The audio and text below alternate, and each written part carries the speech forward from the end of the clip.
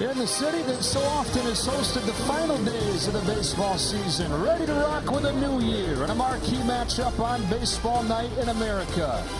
Aaron Judge and the New York Yankees off to a flying start, taking the first two games of this season in this series over the Houston Astros. And Judge has a superstar alongside him these days in Juan Soto.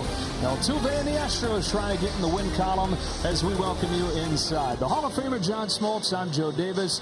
The New York Yankees a year ago, their worst season in more than 3 decades. And when you looked at the roster at that time, it was kind of like, where do you go? It felt like they were stuck. But they felt like they found the perfect player to restore their World Series expectations. And through 2 games, John, it's looked like that with Juan Soto. Yeah, absolutely. I love this week of opening week where optimism meets reality. The reality is both of these teams are really good and they're going to end up in the playoffs. And mainly because of what the Yankees did. They went out and got the second biggest acquisition in the offseason, that being Juan Soto. What does that do? That completes their lineup along with 2 other left-handers they've added. But Juan Soto is such a generational player. Already the accolades are through the roof. He's only 25. What he's going to do is not only protect Judge, but he's going to dominate in that lineup. And that lineup is the most complete lineup they've had in a while. As far as the Astros go, John, they bring back pretty much everybody from a team that made a 7th consecutive trip to the championship series. Now there's a new manager. Joe Espada takes over for Dusty Baker, but same expectations. It's World Series or bust. Well, they've been there, done that. That's kind of the motto. All they do is win, and they know how with that veteran lineup. It's going to be the same. They're going to always score runs. They've improved their bullpen by getting Hader at the end of it. And yes, the new manager, but the same idea. We've got unfinished business, and you got to go through the Houston Astros if you're going to compete for the World Series this year. That story remains the same. Yeah, the Yankees know that all too well. 4 times in the last 9 years, it's been the Astros that have knocked the Yankees out. But they feel like they're reloaded and ready to make another run at a Fall Classic with Soto joining Judge. On the other side, the Houston Astros, the team of the last decade, loaded again and ready to roll. We've got first pitch on Baseball Night in America coming up on Fox. Of the season opening 4-game series. The Yankees taking the first 2 games in comeback fashion. 5-4 on Thursday, 7-1 last night. Aaron Boone thrilled about the way this season has started. Not just the 2 wins, but the way they've gotten them there. Grinding things down and scoring runs late. Trying to get his team to the World Series. The Yankees looking for their first trip there in 15 years. Good news for them. They have Gleyber Torres in there after he got hit on the thumb yesterday. Soto's been as advertised, hitting second. Then Judge, then Rizzo. Alex Verdugo, another one of the new acquisitions. With the shortstop Anthony Volpe hitting 6th. Wells, Cabrera, and Grisham round things out for the Yankees today.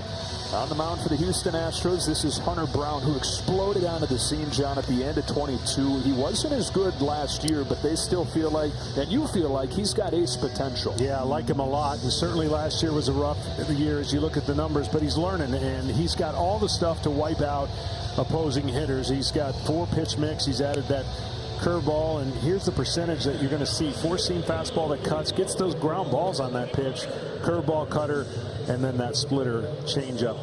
And I look for him to continue to progress. When you got Justin Verlander in your staff and at the ear, be able to bend his ear, it's going to be a good thing. And as Astros fans well know, Hunter Brown grew up idolizing Justin Verlander. Grew up in the great state of Michigan, watching the Tigers and designing his delivery after Verlander.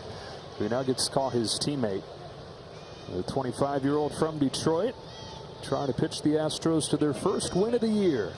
I always think the first starts are so anxious, not for everybody, but you leave camp, you want to get off to a good start, you want to set yourself in a place where you don't have to rally too much.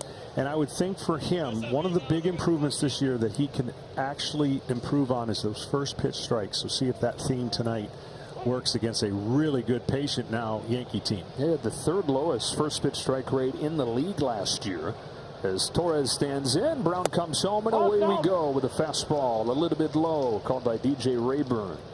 Well, Torres trying to build off of his best season in a while. He had those 2 great years early in his career, and then kind of came and went a little bit. Really solid year last year. So they held their breath when he got hit on the thumb, but good to go the next day.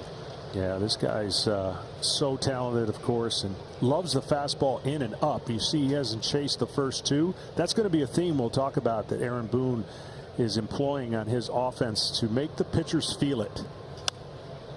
And what he meant by that is, even if you don't get a lot of hits, every at bat is like a boxing match. They want to wear down the pitchers, and they want to fight for their at bats, even if it doesn't produce hits.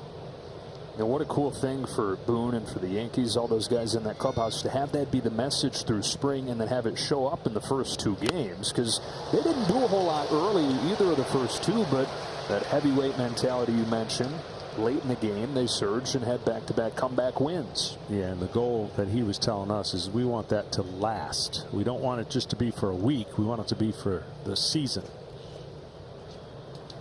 There's a swing and a miss and a strikeout for Brown to begin his season.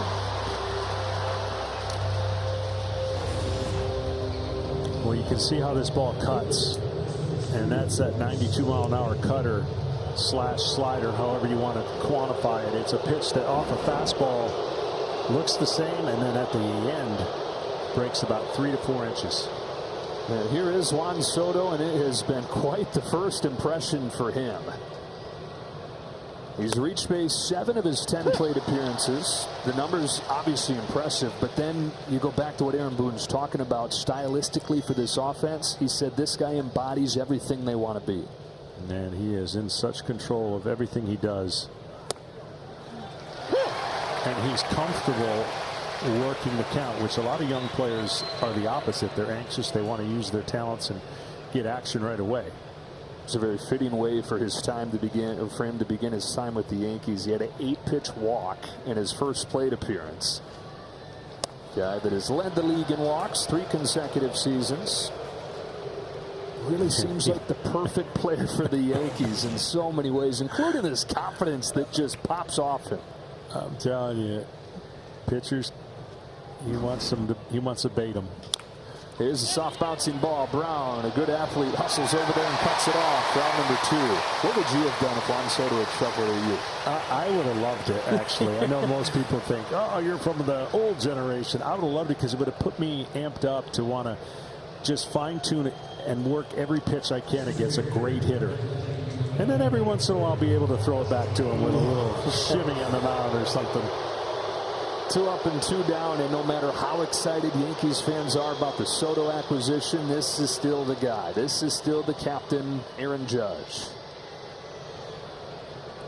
Well, the theme for last year didn't work. The theme for this year they hope works, and that's just keep him healthy. Keep their roster healthy. They've got some banged up arms already, and the number 1, Garrett Cole, is a concern, but looks like he's going to come back. You keep this lineup healthy, and it'll overtake a lot of weaknesses that your club may have, because they're going to score. Aaron Judge, first one from Brown. He swings and misses at 97. Yeah, as last year showed, there might be some injuries the Yankees can survive, but an injury to Judge is not one of them. You know, they were right there when he was healthy, but could not survive him missing those couple months with the toe injury. Well, you can already see just certain guys in a lineup will amp up pitches. I know it's the first inning, but the fastball uptick and the cutter uptick already to Aaron Judge, because he brings about that immediate presence when he steps in the box. You get a look at what Browns bring in. It's in the dirt. It's 2-1 on Judge. He forms his legacy. Rookie of the year. He's an MVP. He's got that 62 home run season. Still hunting what matters most, though, especially in this organization. Looking for his first title.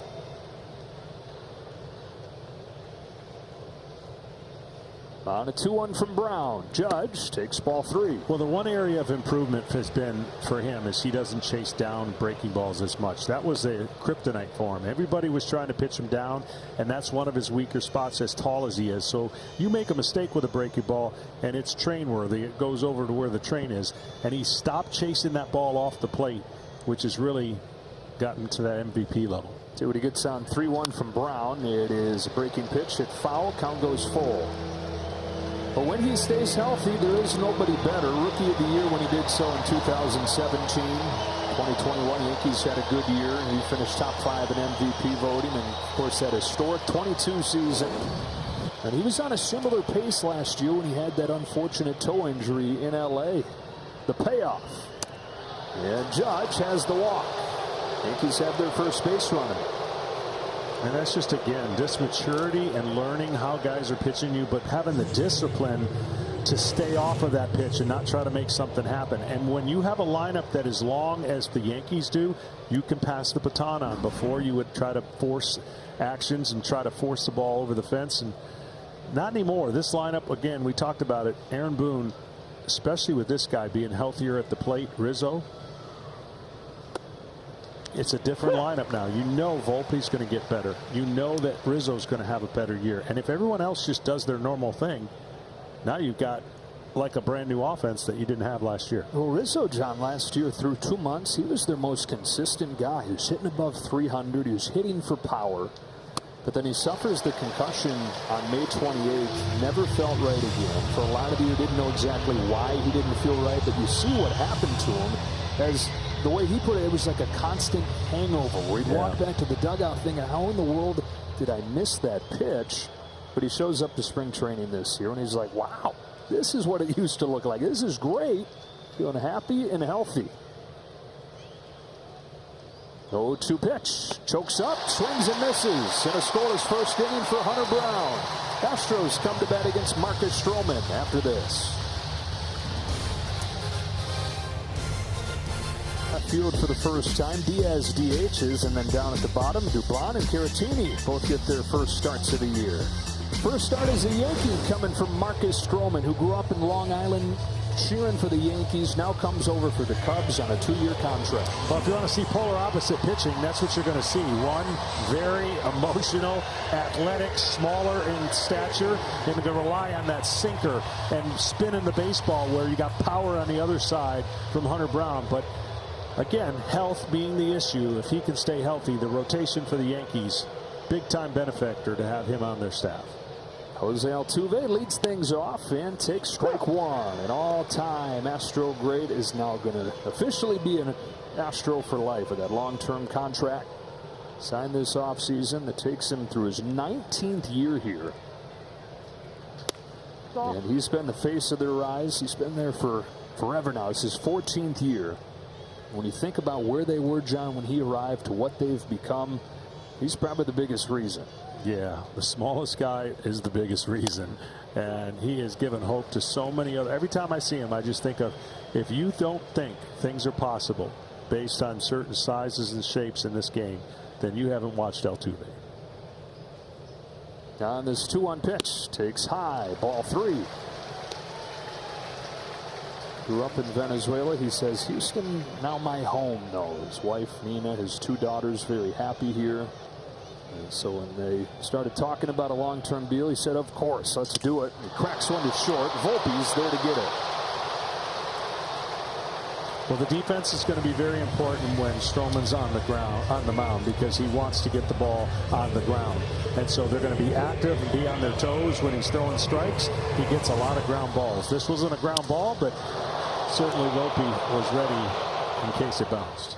And in an era where so many guys are pitching up, that high fastball, he is down as much as anybody. Like to be down here against this guy, although he's upstairs at the first pitch. The menacing and powerful and just beautiful all-around hitter, Yordan Alvarez.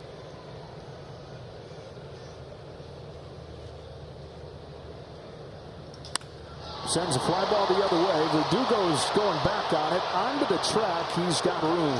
You never know out there with the Crawford boxes, but it hangs in the yard. Well, we talked about the health of Judge for the New York Yankees. The health of Alvarez is going to be essential as well. He missed 40-plus games last year, and he's a must.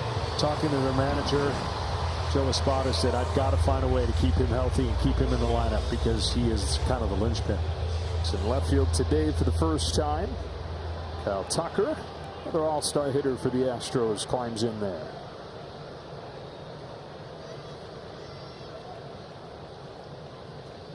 He has still somewhat quietly, somehow quietly, grown into one of the most well-rounded players in the league. He really is. And, you know, he ran into a cold streak at the wrong time in the playoffs last year. And, you know, we want to put that behind you. But he's just so dynamically good in every area, quietly goes about his business, and you'll see the numbers he's going to amass. You see the RBIs since 2022, but he is a great player for the Houston Astros. 1-1 coming from Marcus Stroman. Tucker takes ball 2. You know, every time we talk about it, he doesn't have the batting glove. He's got a long swing. He tries to keep the barrel of the bat in the zone as long as possible. And when he's right, the ball jumps off his bat. That last week of the season, he got a little cold and long with that swing. Is one of the unanticipated results of the pitch clock has been putting those batting gloves back on because he didn't have time to go through his routine with the dirt. That's before the game. Getting his Silver Slugger from last year. It was his best year yet. 29 home runs. He stole 30 bases. He led the league in runs batted in. 2-2. Yeah, and a 1-2-3 first inning from Marcus Stroman.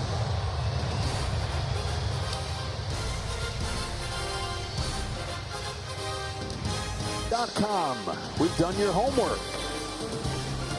Back here in Houston, no score as we go to the second inning. Alex Verdugo comes up to lead things off for the Yankees. One of the new acquisitions, of course, not nearly as much publicity around this pickup as Juan Soto, but another left-handed hitter, another higher average, higher contact hitter the Yankees have been searching for. Yeah, I just think when you look at last year and, you know, the injuries apart, their offense was too pitchable and they had too many holes, and that's why they didn't make the playoffs. This year, it's not pitchable. It has balance. And when you're attacking a team, you're attacking the fear factor of what they can do, right? That's the obvious. But if they can make a pitcher work and get the deep counts and get the counts in their favor, you know what they're going to do at home? There's going to be a lot of runs on the board and a lot of home runs. These guys were 27th in on-base percentage last year, down there with like the Rockies and the Oakland A's. And a couple years ago, they were one of the best offensive teams in baseball, but the injuries and the snowball effect from that, they feel like that they're ready to get back to being a dominant offensive group. And they've got some unique styles that they've added. They definitely needed left-handed bats. That's why they went and got Rizzo, and then this offseason, now they've added one of the best. And then Verdugo, he just hunts the baseball. He's not going to swing from his heels all the time. He'll battle you, and he'll hunt for hits. Somebody they know well from his days in Boston. Drives it foul. You know, the Yankees, it's been a long time since they've had balance in that lineup like you're talking about. How about this? Today they have 5 left-handed hitters in the starting lineup. It's the first time in 3 years they've been able to say that in a game. 2-2 again to Verdugo. Is pulled to second, and a little BD skipped off one hop, picked up by Altuve.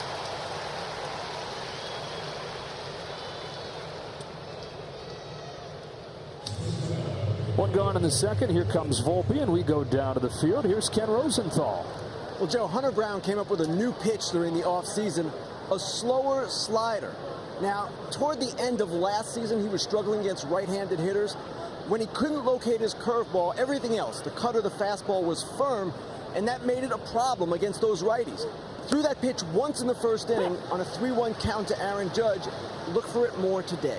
John, how long did it take you before you felt like you really knew who you were as a big league pitcher? Yeah, it took at least 4 years, and certainly I know it was 100 years ago, but we're asking these young players and these young pitchers to get warp speed on their improvements and adaptations, and I just think it takes a minute, and he's learning how to change speeds, change lanes on where he's trying to get the hitter to get the outs. And in an era where max velocity, max spin, and high strikeout totals, you can get addicted to that and chase that a lot. We have all the quantitative information to tell you what you are doing, but do we have the information that helps you to get better? Right? It's like giving you all the answers to the test, but that's good in one regard. You got to be able to know how to go to the next level. And it takes time, and he has all the makeup. I mean, his delivery, his arm action, and then working off that cut fastball that he can use up in the zone. And if you can pick a side of the plate where you can dominate, I don't care who and how great the hitters are in today's game, they're going to have a hard time squaring him up, because now you bring in that slider and the cutter and the curveball off that lane right there. Like, that's a perfect example of the outer third. But if you miss over the middle, they're going to make you pay. Nice pitch right there. Soft bounce to third. No chance for Bregman. His only chance was at the bare hand. Couldn't get it cleanly. And Volpe's got an infield hit.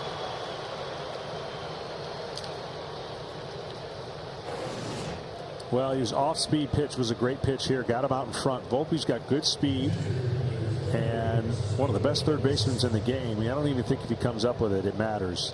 He tries to go in that open hand, and spin just cuts off his fingers and goes in the foul territory for a hit. And so the Yankees have a one-out base runner. Austin Wells coming to the plate in a scoreless second inning. You're talking about different sides of the plate. You feel like for him, when he's away from hitters, like he can get there and own that and master that. Because he has that natural pronation of his arm where he cuts the ball. It's not going to be a sinking fastball action. And so he'll get it off the barrel of the bat. The hitter will think it's one spot. They go to barrel it up and they get it off the end of the bat. He'll get those ground balls that you're seeing a lot of.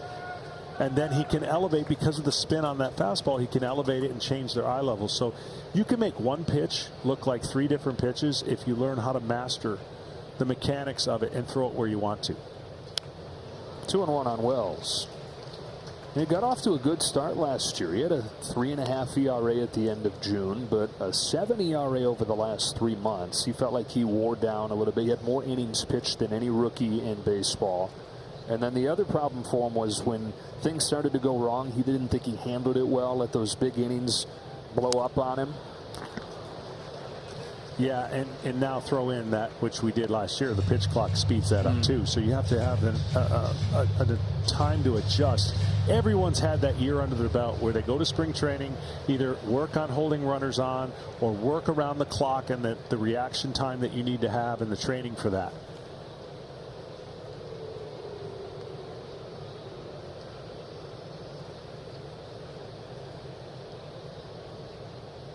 Rookie catcher here in Wells came up at the end of last season.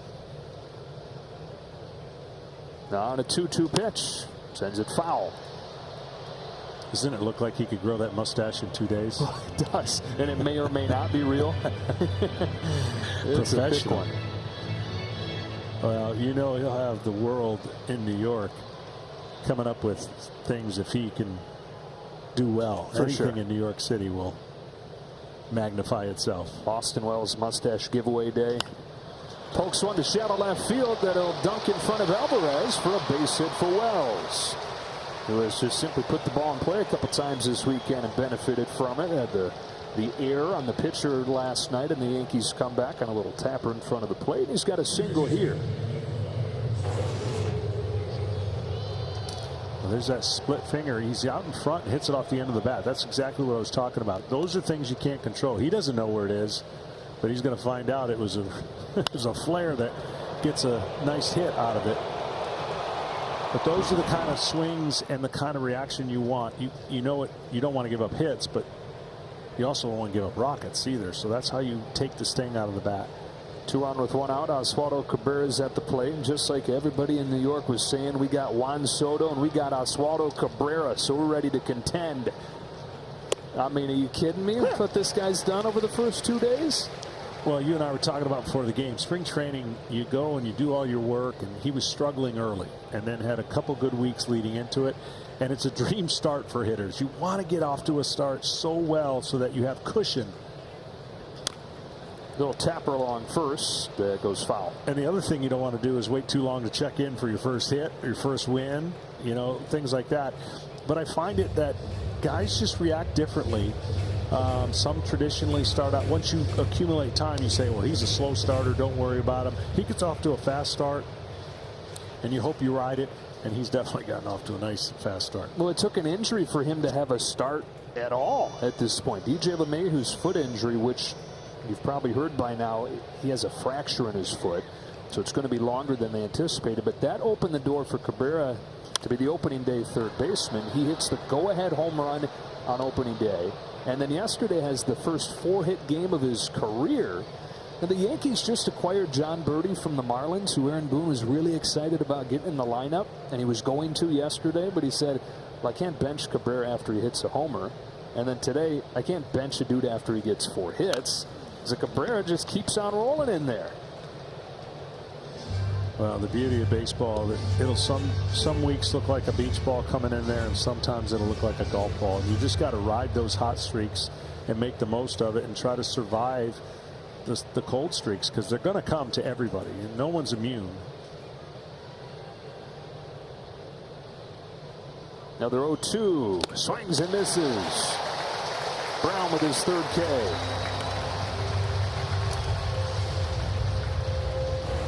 Well, he did a good job of elevating this fastball after a couple breaking balls that he fouled off. And see, he beats the barrel of the bat to the top of the zone.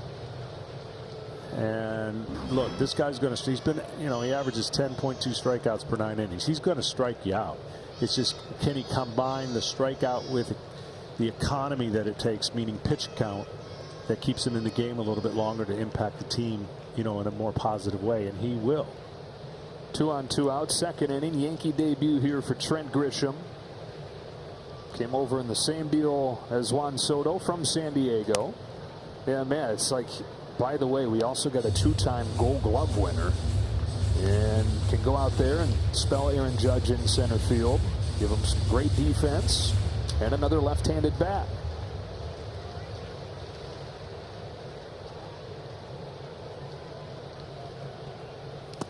Listen, I mean, there's no arguments in the Dodgers won the offseason, right? There's none. I mean, people will say they had this. The Yankees could very well be the second best team in what they were able to do, and these are no small deals that they went and put together when they got Soto, and then they went and obviously got Stroman, and then the 2 lefties that are in the lineup in Verdugo and Grisham. I mean, they really helped their ball club a lot in the offseason. And they had to, because like we were talking about off at the top today, they felt so far away as the roster was constructed when last year ended from being a contender.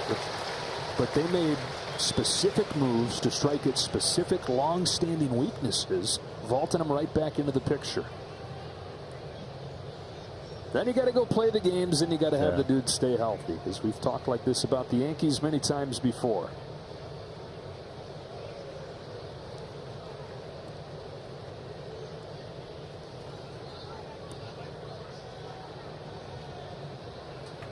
.25 pitches in this inning for Hunter Brown. First and second, 2 gone.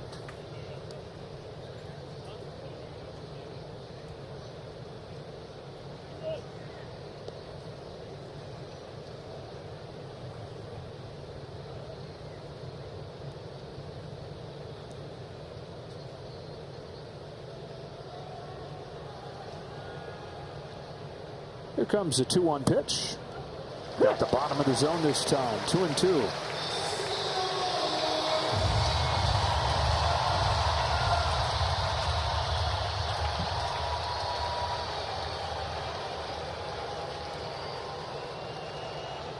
Volpe at second, Wells at first. Brown home with a 2-2. Runners go on strike 3. Brown makes the pitch to get out of the jam, but it stays scoreless.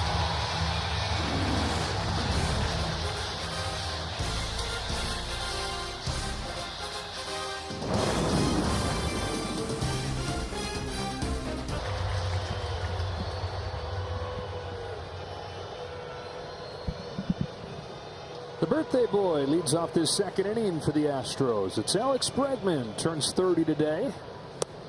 Yeah, it takes a strike from Marcus Stroman. It's a guy who feels like he's in a great place going into a key year for him.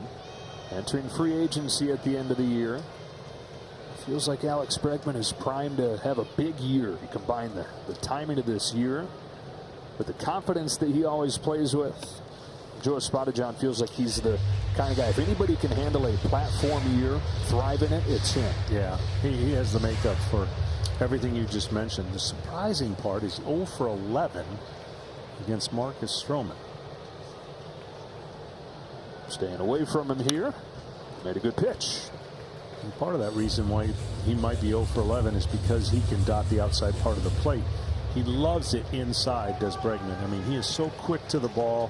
You make a mistake, enter third, he's going to make you pay. Away, you can get him out. Target set away again for a 1-2. It goes up the middle to a perfectly positioned Torres for the first out of the second.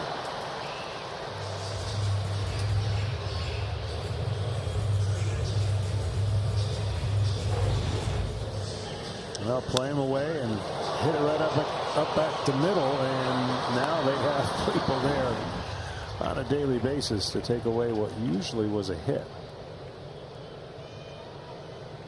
One away in the second for Yainer Diaz. So Martin Maldonado goes to the White Sox. That means Diaz gets his shot as the catcher most days. He's DHing today. He showed off a great bat as a rookie last year, and Astros fans really excited about him being the guy now. Yeah, and he put on a little mini display in batting practice today as we were sitting up here watching him just pepper the outfield wall and over the wall almost at will. So strong, compact, great offensive catcher for the Astros. His teammates talk about it making a different sound off of his bat. Who are the different sound guys that you remember from your career? Oh, I mean, there were plenty, but I can tell you right now. That one didn't sound that good, but you get the point. Cabrera's got it. Low throw and in the dirt. Diaz. And the Astros catch a break here. But we know the sound off of Ohtani's bat's different. Yep. Acuna, it's totally different. And so the young players in this game, as we watch this really relatively easy play, but the ball sails on them. Little sidearm. Didn't finish it. And normally Rizzo comes up with that.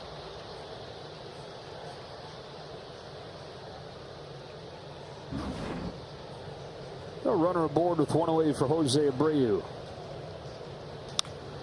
Often hear about people talk about Bo Jackson. Yeah, different sound, a different breed all around.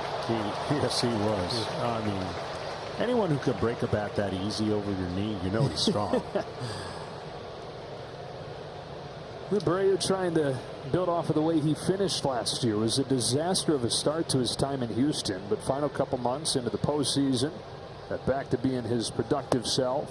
Led the American League in runs batted in over the final month and was their second best hitter in the postseason last year behind Alvarez. Yeah, he went through kind of a historic streak to start out with no power. He had a little bit of a back issue, gotten some funks, and they gave him some time off and got healthy, and you saw the numbers in the second half. But this guy's a power hitter.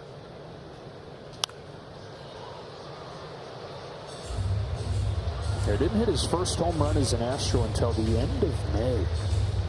You said he was battling that back issue, and a big reason why he's had the career he's had and why he's so admired was also a big part of the reason why he was struggling last year. That is, he refuses to take time off, games off, or practice off. He finally gave himself a chance to heal, and then came that good finish. Yeah, it was starting to get mental for him. You know, the guys went crazy when he hit that homer, and he had this big relief off of them. And again, that's what happens when there's a delay to what's normal, right? You normally put up those numbers, and then they're delayed, and you start pressing. And the guys that, like himself, who are veterans, they know, all right, it's going to turn around when it does. I need to get healthy. I need to get right. But, man, when there's a long gap of whatever that is that's not going your way, it starts becoming, your mind starts going crazy.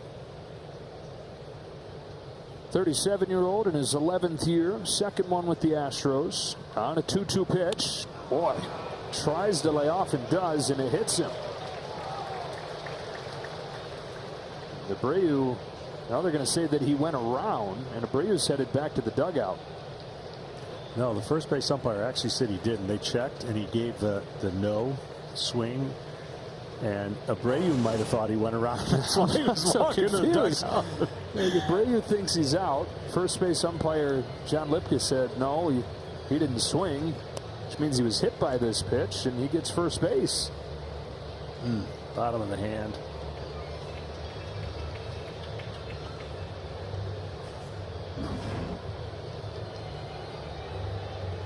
For more on Jose Abreu as they take a look at that right hand, we go down to Kenny. Joe, you mentioned this is his 11th major league season, but it's actually his 21st professional season.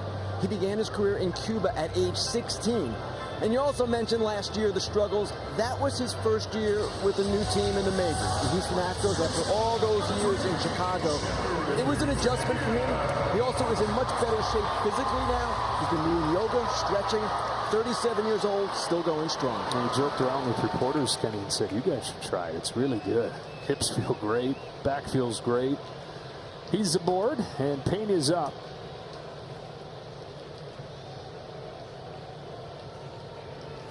What a winding road it's been for Jeremy Pena. Doesn't it feel like he's been here for longer than he has, just because there's been so many peaks and valleys already? There has, and he went to spring training to work on that. Mechanically, where he puts his hands, the stance, everything about spring training was to improve less movement. Bouncing ball. This has been the problem for him on the ground too often. They get the out at second, and that's all. I'll tell you something. He was flying going down that line and what would have been a double play ball for 95% of the league. As soon as he hits this, he puts his head down and he's flying to first. And they turn this 9 out of 10 times, but not with Jeremy.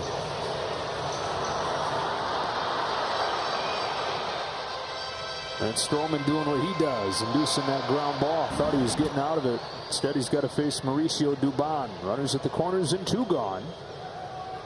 And Dubon, who's 1 for 1 in a pinch hit opportunity on opening day, getting his first start here. Every good team, every great team has a Mauricio Dubon, a guy that can play everywhere, that nobody talks about, that just gets the job done, no matter where you put him.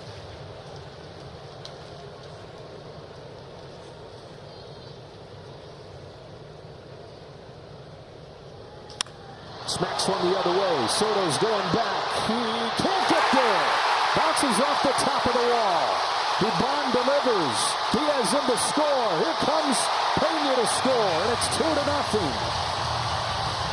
Mauricio Dubon, out of the bottom of the order, has the Astros on the board first. Well, I think this is going to surprise Soto on how much carry this ball had. Soto's playing shallow against a right-handed hitter. Inside-out swing, but he barrels it up. And when you barrel that up, the angle to the right fielder is a little bit different, and you see him make that angle to try and get that ball. But it was hit well above what I think Soto thought that ball was going to carry. And, of course, the speed of Pena scores relatively easy. That was the speed and the hustle of Pena that kept the inning alive and then allowed him to score on the ensuing double. Because if you don't square that ball up, a lot of times that ball will fade back to the right fielder and he has time to catch that ball. But because it was hit so well and didn't have like a drop to it, it had more carry, it just got outside of Soto's reach. Victor Caratini, his first at bat as an Astro. Bounces one to first. Rizzo to the bag. And that'll do it for the Astros in the second. They strike first on a 2-run double from Dubon.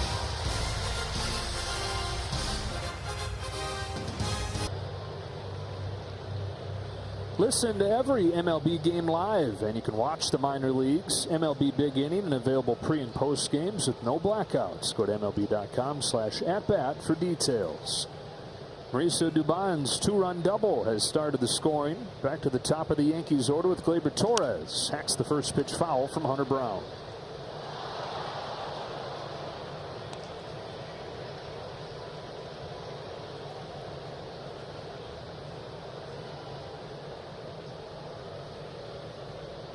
Brown, who has 4 Ks through 2 innings, including one of Torres to open the game. This is a little bit low here.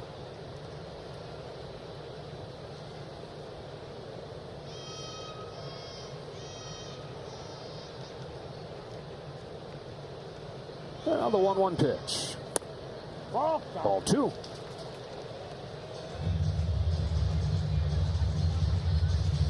Torres, another guy similar to Bregman, loves that ball inner part of the plate. He'll swing a lot if that ball is inside.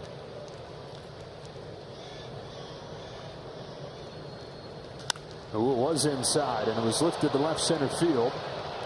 Another deal for Dubon. And the first out of the inning.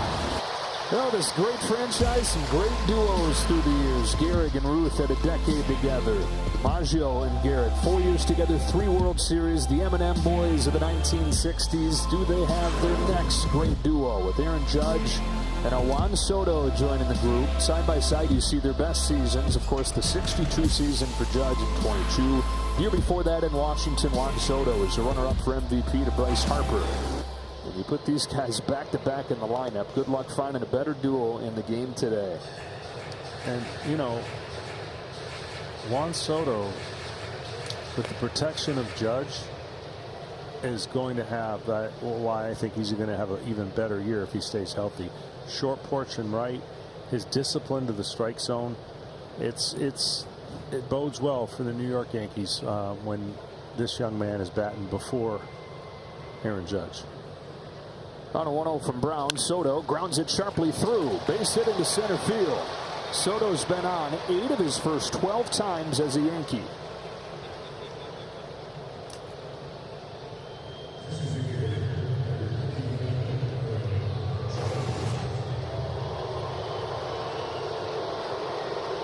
That's the ball in the middle of the plate. He just goes right where nobody is.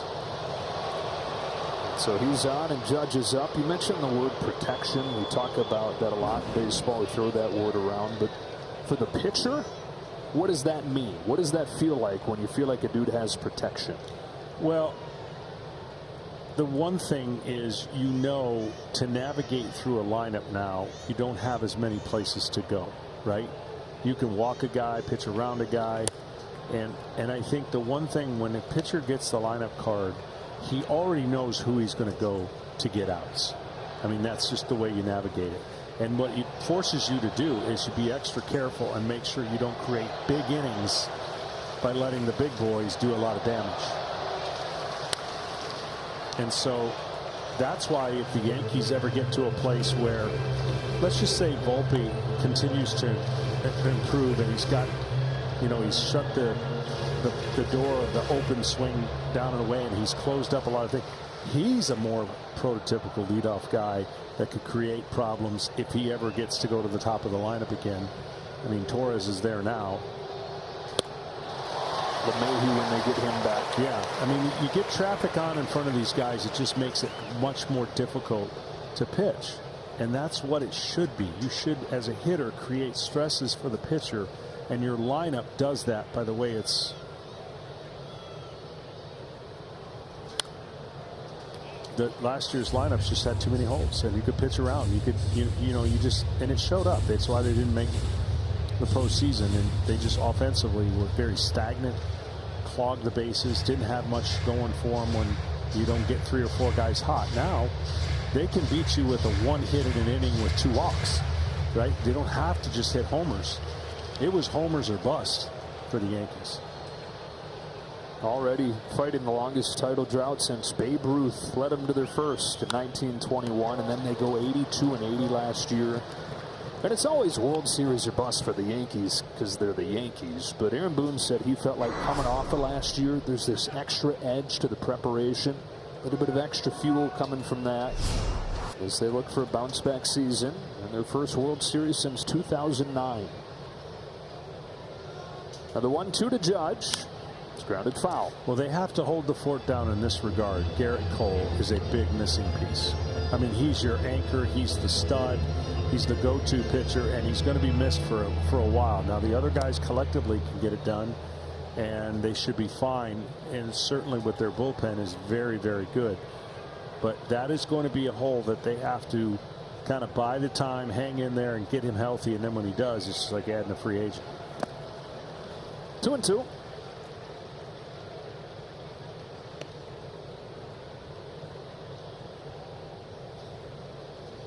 You get Cole back. Yankees have 3 of the top, 8 players in baseball. Soto and Judge and Cole. Judge, who walked his first time, working another long at bat here against Brown, who's 2-2, is rifled on the line into center field. Base hit Judge. Back-to-back singles for Soto and Judge.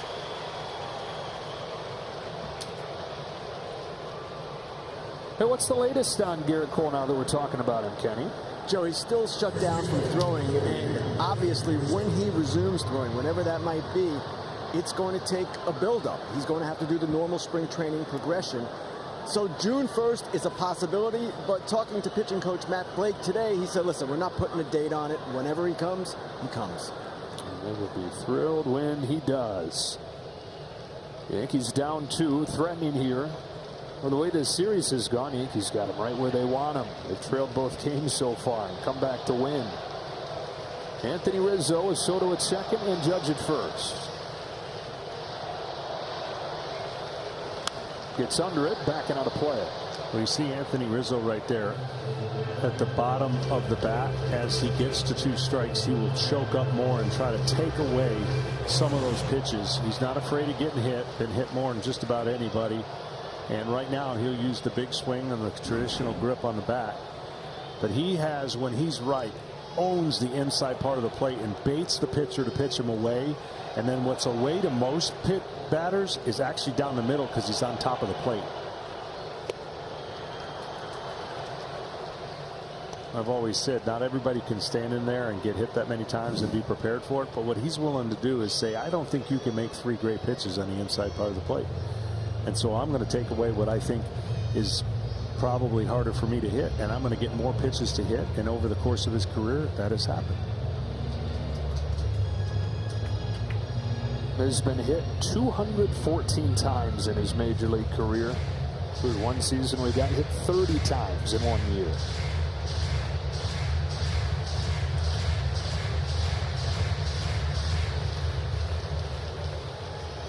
See how close he is. He's got that back foot in the back corner of the box. No guard, not wearing anything.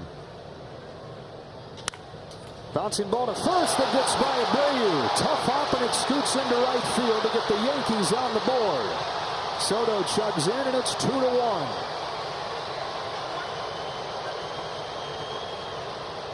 Well, I'm not saying it was a do or die play, but that ball ate up Abreu. That ball had severe topspin.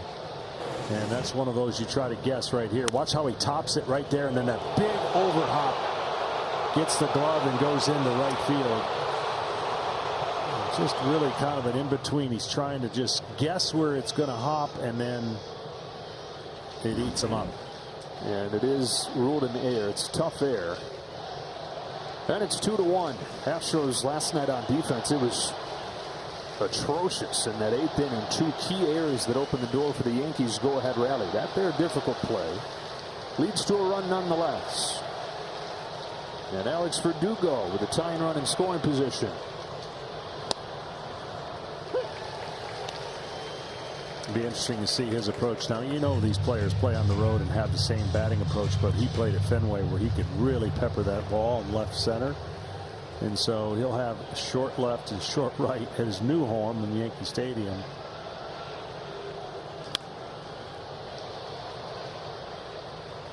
Oh, and 2 on Verdugo. We're talking about that sloppy defense last night, John. Part of the Astros being so good in recent years, that defense has been rock solid, but uncharacteristic play from Pena, then this ugly throwaway opened the door for the Yankees to score 7 runs over the last 3 innings. Yeah, this was a much tougher. You see how he's in between. He's trying to decide to back up or go in.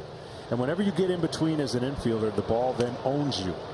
And if you can make that decision right away, which is very difficult on a ball hit that hard, if he backs up right away, he's got a better chance to get that big bounce. But split-second decisions.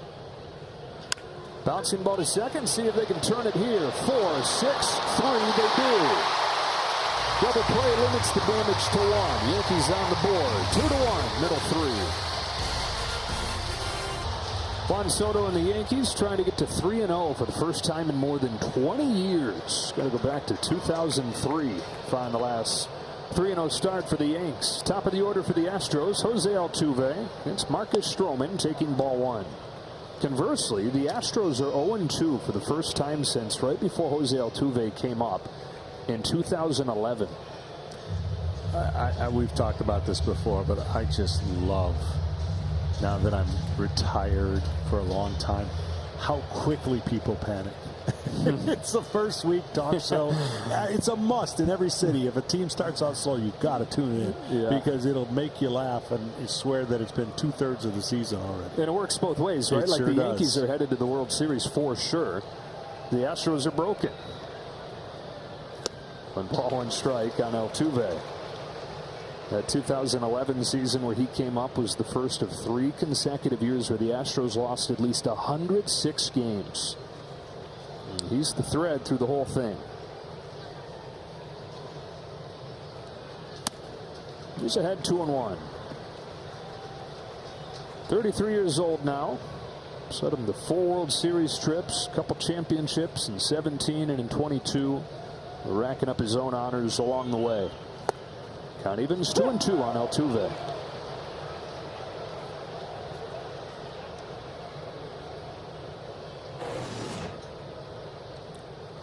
Can't really say it's low to Altuve, I guess. Check swing. Full count.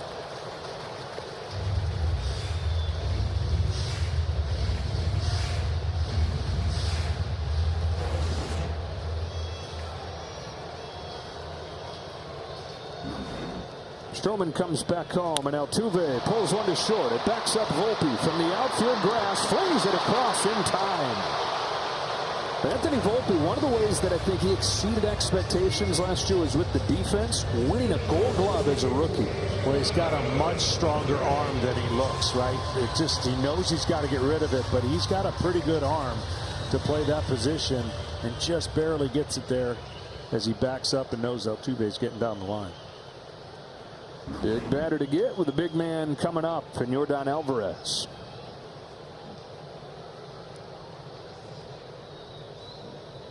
I know he's one of those hitters, John, for you. You look and you say, like, I don't totally know what I do to get this guy out. The holes are so few. Oh, this guy for sure. Yeah, this scares a lot of pitchers and their nightmares because he doesn't have a lot of movement. He has the ability to hit for average and power, and certainly can go to every ballpark, every part of the ballpark. So he is Big Papi-like, you know, and you just hope that you catch him on an off night and an off week where he's out of his mechanics and getting out in front. But he just doesn't seem like he gets in many of those funks. And Big Papi-like in so many ways is a great comparison in that they had a long path before they became somebody. This is somebody the Dodgers traded for Josh Fields. Didn't really think he had a position. Didn't have the DH in the National League at that point. And he has grown into this power and average and discipline, and like so many different elite hitters rolled into one. On this 3-2, he takes ball 4. And he possesses the clutch gene. Like, I know a lot of people don't believe in clutch, but if you don't believe in it, try to tell him that. Yeah. Because big hit after big hit, and when it counts the most. Yeah, pretty good company here. Plate appearances per RBI, left-handed hitters all time. Inner circle. He's on, and Tucker is up. A little bit outside, 1 ball, no strikes. And as these superstar after superstar comes up, you can understand why Joe Espada's saying in his first year as a manager, look, I'm just here to try and do as little as possible to let these guys go out there and be who they are and keep doing what they've been doing here in Houston for a while. First season as a manager, living his dreams. He's always wanted to do is be a big league manager. He was a coach in New York for a while, third base coach, and then came over to Houston as Dusty Baker's bench coach the last few years. Enjoyed sitting down with him today. Very steady personality, well thought out. He's going to do well in this job, not just because of the dudes he's got all over the field.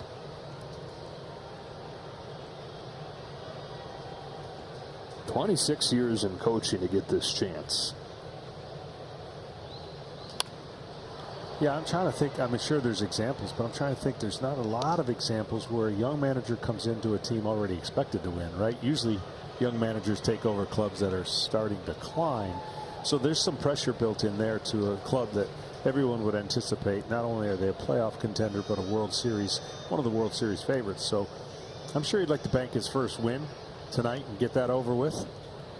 Yeah, because if there's an opening, it's usually because the guy got canned. Right. Not because he retired after a Hall of Fame career. Correct. Dusty Baker. And Dusty, if you're watching, you're missed by everybody here. Absolutely. There was not nearly as much incense burning in the office today, and the tunes were not nearly as good as when we'd sit down with you. Joe even said, I miss that stuff. I miss the smell and the music. Full count on Tucker.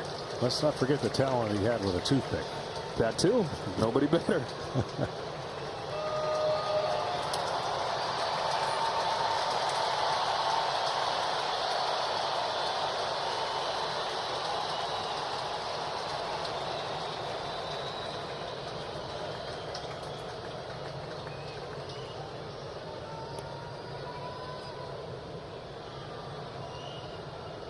Marcus Stroman in his Yankees debut. Tucker, his own strikeout victim to this point. Home with a 3-2. Tucker swings and misses, and he's down on strikes both times. Yeah, nasty backdoor cutter right there. Tried to get him to fish away on some sinkers away that just missed the strike zone, but then he took a cutter outside the strike zone and brought it back. Tough pitch for left-handers after they've seen the fastball sink the other way. Here comes one that comes in towards them. Bottle him up. Stroman with 2 gone, or Bregman with 2 gone. Again, Stroman.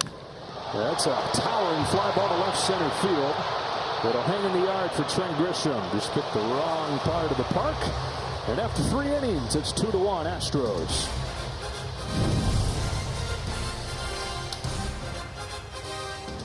Oh, whatever you need, get more with Geico. Time and time again, the Astros have stood in the Yankees' way 4 times in the last 9 years. They've ended the Yankees season in October, including a sweep in 2022 where the Yankees had a hard time even scoring. And Jeremy Pena had his breakout as a rookie. Anthony Volpe leads off this 4th inning. The Astros in front 2-1. Volpe has looked like a different guy these first couple days, and when you brought him up with Aaron Boone, Boone's response was buckle up. Yeah, he was gleaming with the approach he came to in spring training, the adjustments he's made. And look, again, young players got to go through this. They have to make the adjustment to how pitching the league is pitching them, and he seems to be on his way to doing that. He has so many attributes that make you excited if you're a Yankees fan. I mean, impossibly high expectations coming up. Opening day shortstop is a 21-year-old, and he did some good things as a rookie. We mentioned the Gold Glove, 21 home runs, 24 stolen bases. Maybe not as smooth of a road as Yankees fans would have liked, but he still has so much career ahead of him, and they talk about his ability to learn and his desire to grow. You can still dream big about Anthony Volpe. Well, that was the area. See the first move that he would make, the open door that pitchers were going to. He would pull off a lot of those pitches and swing and miss on outside pitches, and it looks like he's trying to close his body from doing that and recognize where those pitches are. Some of them are still going to get him, but you could go there over and over and over again, and I'm sure he addressed that in spring training. On a 2-2 from Brown. That is a perfect pitch. Strike 3. Well, one thing Brown has been doing well tonight is throwing his fastball for strikes and pretty much locating his fastball. He's been able to do that to the tune of, now that's his 5th strikeout. Mm-hmm. Take a look at the game summary sponsored by PNC Bank. Astros getting the 2 runs on a Dubon double in the 2nd. A strike on Wells. Juan Soto's kept it rolling today for the Yankees. 1 for 2. On base 8 of his 12 times up.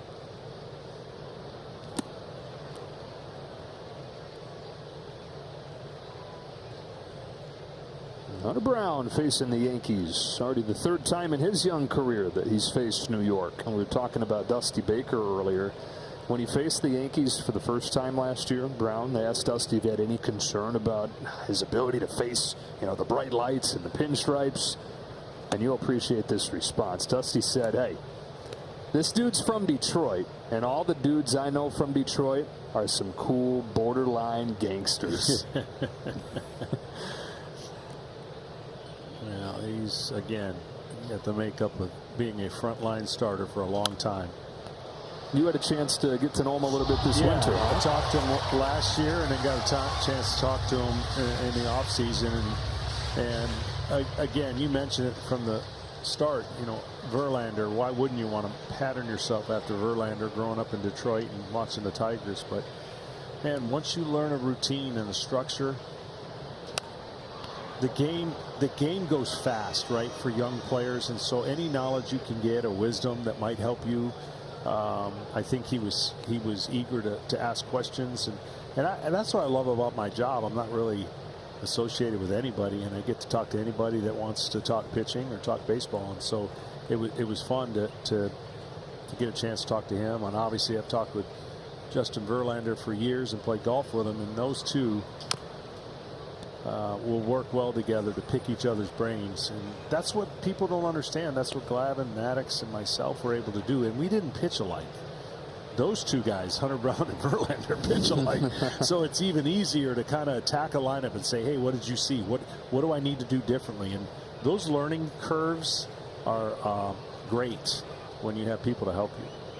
How crazy is this? He mentioned him growing up in Michigan, wanting to be the next Verlander. All these years later, it was Verlander injuring his calf that opened up a roster spot for Brown to come up for his major league debut. Yeah. What are the chances? And they hope by the end of this season, those two guys are together, key in this rotation, along with Framber Valdez, Christian Javier. Look out. Count goes full on Wells. Just trying to hold serve right now, similar to what the Yankees are dealing with without Cole. The list is longer for the Astros.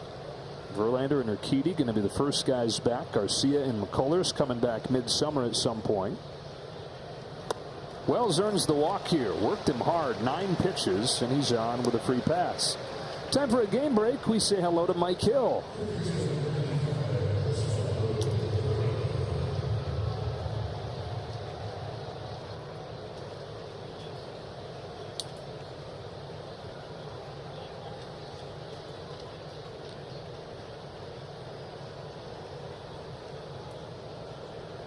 Dang, we're 3 days into the season. That's our second benches clearing incident. I'm telling you, spring training's long for a lot of people. People are irritable, huh? Jeez.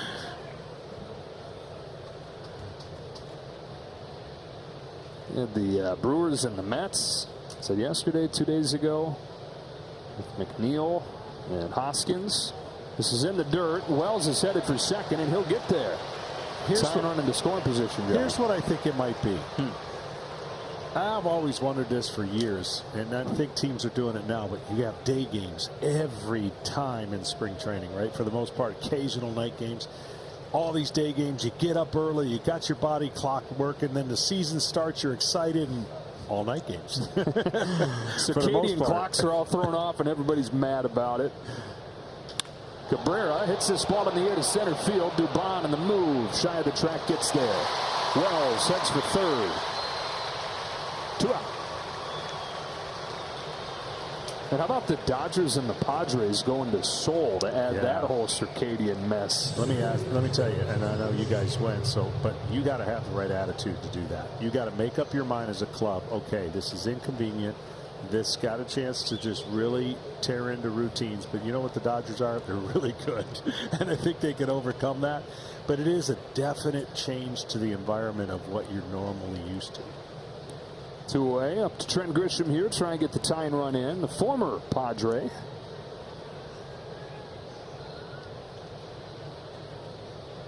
Grisham in his first game as a Yankee. Strike 3 called his first time. People around the Yankees have been saying don't sleep on Trent Grisham, what he brings to this club.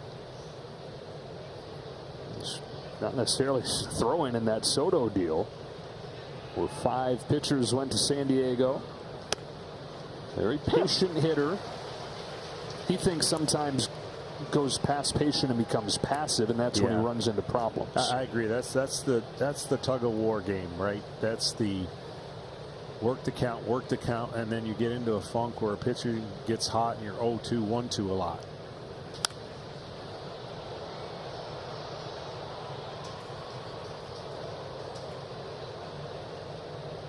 It's amazing how philosophies have changed over the last 10 years, because you know, the mantra was get the starter out of the game so we can get into the bullpen. Well, now the bullpens are filled with just monster arms and stuff. So you can't really have that be your motto. You've got to take advantage of whatever pitches you can have to drive and make the most of it. Seth Martinez getting loose as Grisham takes just high, 2-2. I think the umpire and everybody buckled there. That was a strike. That's the word I'm looking for. Wells at third, 2 out, 2-2. Pop up. Altuve. Middle 4, 2-1 Houston.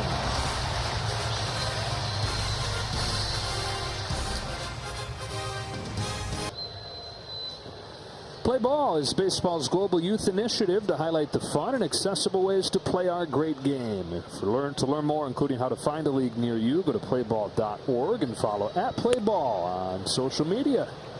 Yanner Diaz opening the 4th inning for the Astros. They lead 2-1 on a double from Mauricio Dubon in the 2nd. Diaz scored the first run in that inning. Reached on an error. What have you thought of Marcus Stroman so far in his Yankees debut? Well, he's done a nice job changing up the pitches and really his sinker away, and then throwing that soft breaking ball and then the hard cutter, and that's what you got to do against a really patient and disciplined lineup that the Astros have.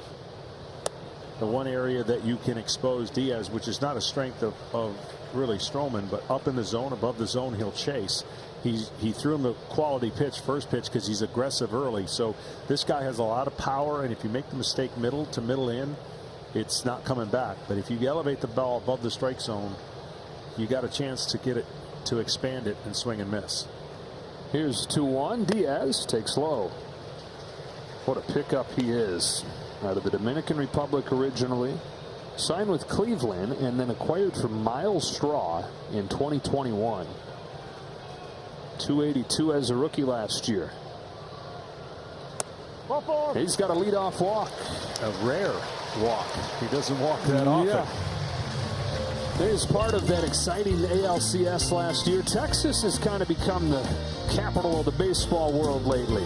Now, in the first 100 years of the World Series, the state of Texas never hosted a World Series game.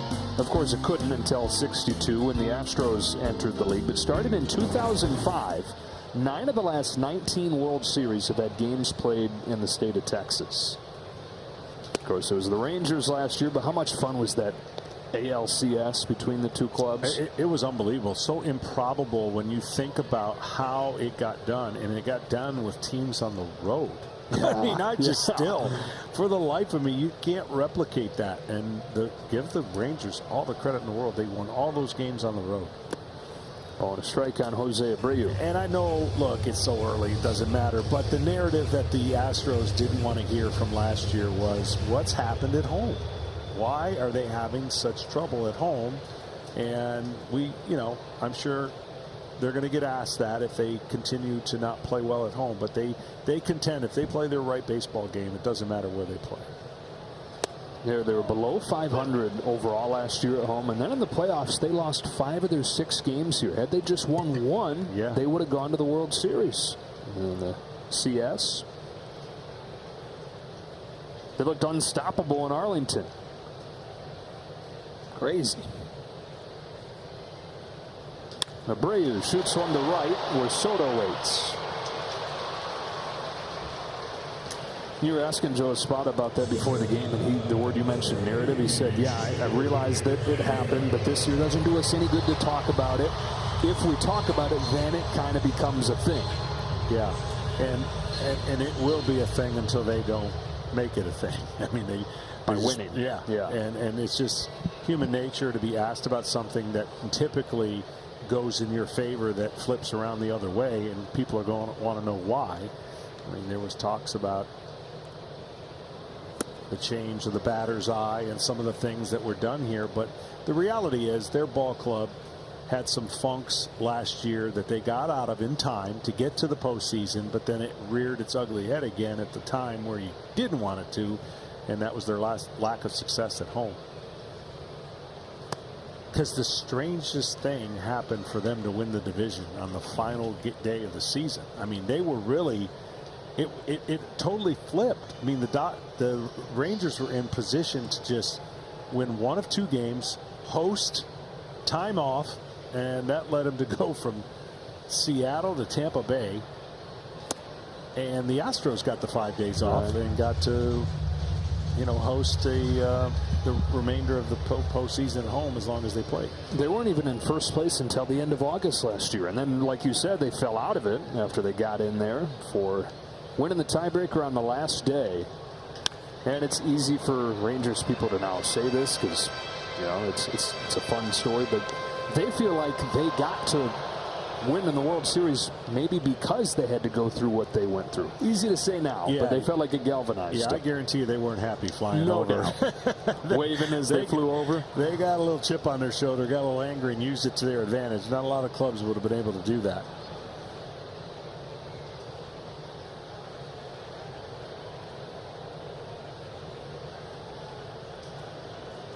Two balls and two strikes on Jeremy Pena. Stroman deals. Pena takes ball 3.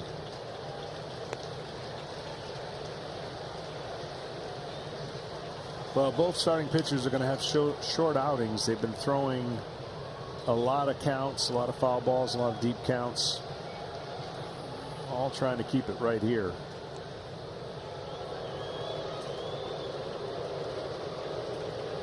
I don't know that Hunter Brown's going to be able to come out and qualify for the 5th inning and potential win. He's got 87 pitches.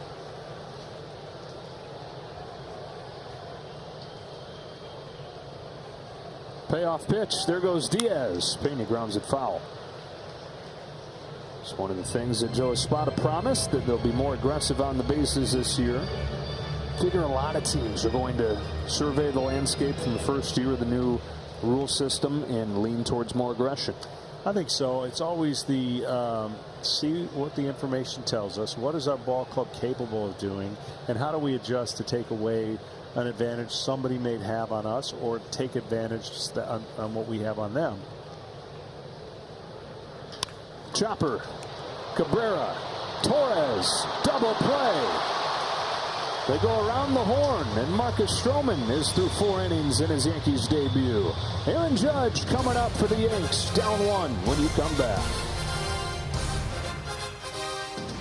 For an Easter Sunday night race under the lights, P-Race kicks off at 6 Eastern, and then the engines fire at 7 on Fox and the Fox Sports app.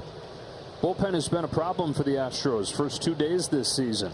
Seth Martinez, first man out today, replacing Hunter Brown. You know, the Astros, of course, added Josh Hader, so the back end of the pen absolutely fearsome. But they lost a lot of key pieces of the bridge to get there, and that's shown up these first couple days. Torres rolls one left side. Pena jump throw. A bullet, but Gabriel can't make it out. Torres on. Would have been a great play. Unable to complete it. Yeah, that throw either needed to be about 4 feet shorter, so the hop would have been better. He tried to get it up in the air, and the one hop was too short to the bag. A lot of guys in shortstop will throw this ball to where it 1 hops or 2 hops to first baseman, and you see how it just skidded past the grass, and really nothing Abreu could do. And you can hear a little bit of here we go again murmuring from this crowd.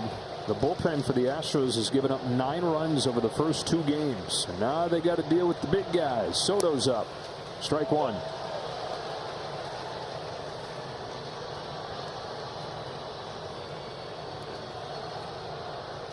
Judge waits on deck. Back-to-back singles their last time up together. Soto scoring the Yankees' lone run. That's a grounded to first that Abreu spears, and now they got a chance at 2 with a tag play on. Abreu running down Torres. Tagged by Altuve, double play.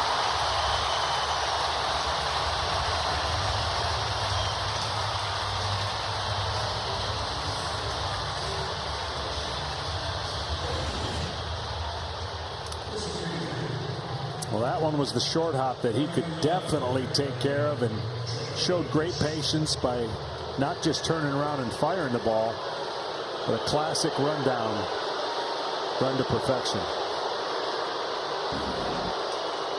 So they get Judge with the bases clear. Well, Martinez has got that lower release. He's really going to take about 2 pitches against right-handers, that fastball and slider, where he's going to try and sweep it across the plate like that and create that angle. So if he hits with a couple fastballs and then hits that pitch, he should be tougher on right-handed batters for sure. Judge looking for his first home run of the season still.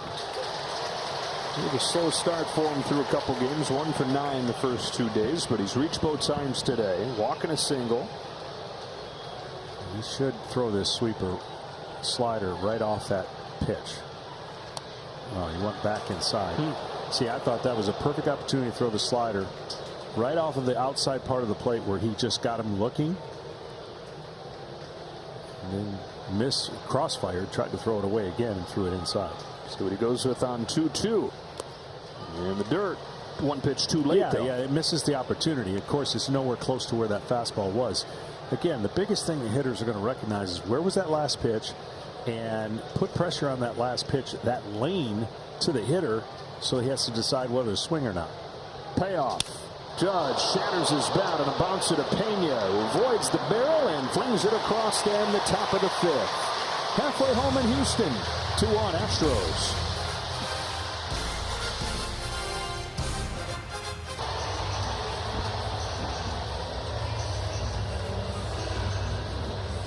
Marcus Stroman today is beginning his 10th year as a big leaguer. As the Yankees debut, a team that he grew up rooting for in Long Island.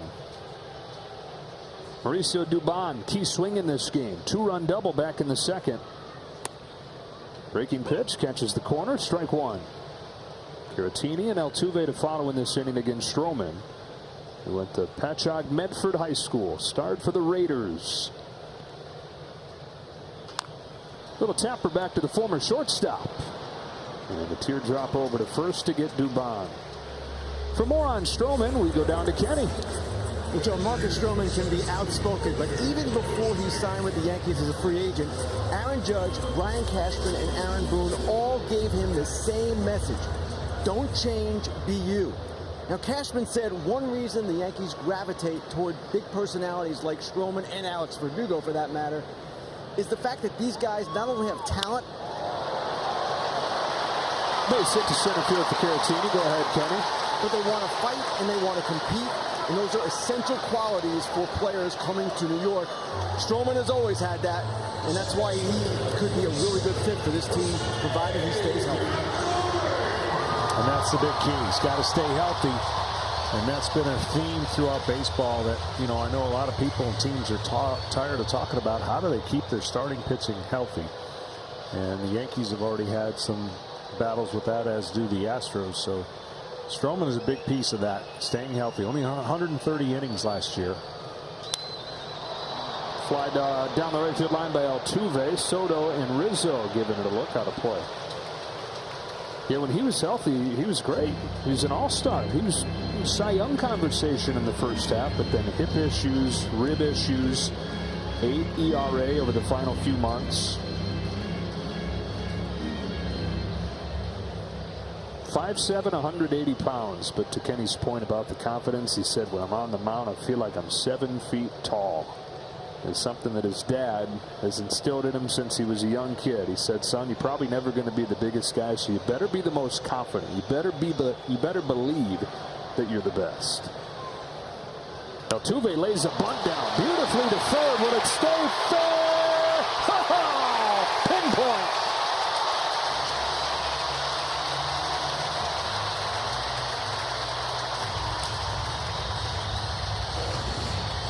Well, this is about as good as it gets, right? When you know the third baseman's playing way back, you don't have to make it a perfect bunt, but it ended up being a perfect bunt.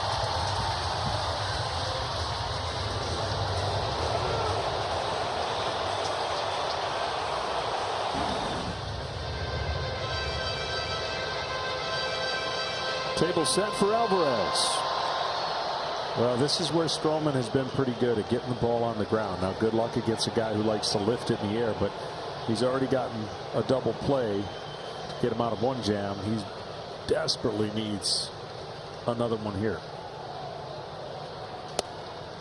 1 ball, no strikes. .365 hitter with runners in scoring position last year. Talking about how that is best in the biggest moments in the postseason. That's throughout the regular season, too. On the ground to first for Rizzo. He got the ground ball to get the out at second, but the throw to first is wide. A runner heads home, and Stroman scores high. Caratini in to score. Now the umpires coming together and directing traffic. They're going to go third. 2 bases on the throw. Alvarez goes to third. 3-1 Houston. Hardest play for a pitcher to make is that double play that the first baseman starts. Look how deep he is, and now he's got to hurry the throw, and it's wide. And then trying to get the runner at home, he tosses it into the stands. But a good throw would have gotten or kept the other runner from getting to home. Well, neither one of these teams particularly sharp defensively in this season opening series. In fact, all 3 runs for the Astros today have been aided by Yankees errors.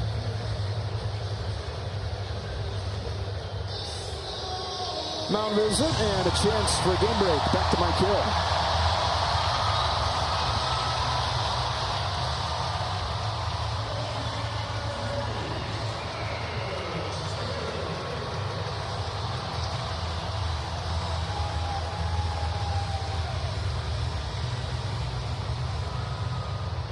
His walk-off home run in Game 1 of the World Series. Opposite field shot for Garcia. Tucker with 2 out and a man at third.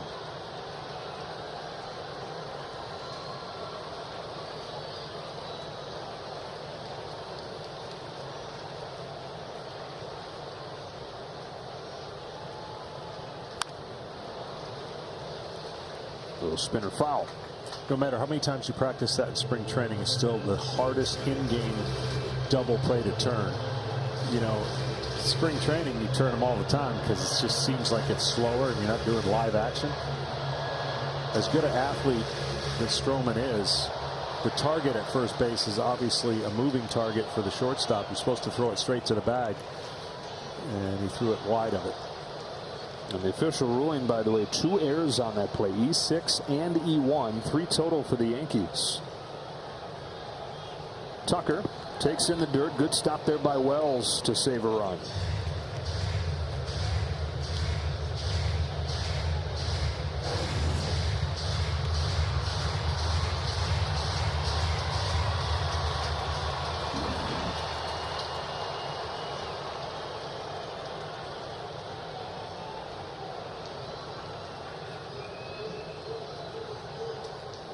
Stroman's 1-1 pitch.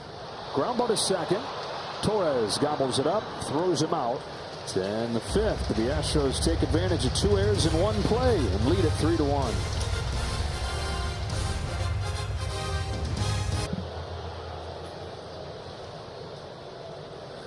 Parker Mushinski, who struggled yesterday, comes back in here. This Astros bullpen heavily used over the first few days. The Yankees bring up Rizzo, Verdugo, and Volpe. Down 3-1. Ball 1 from Mushinski. 28 years old, from Arlington, Texas, who's had parts of a couple seasons in the major leagues, just a handful of games each of the last 2 years. His first opening day roster.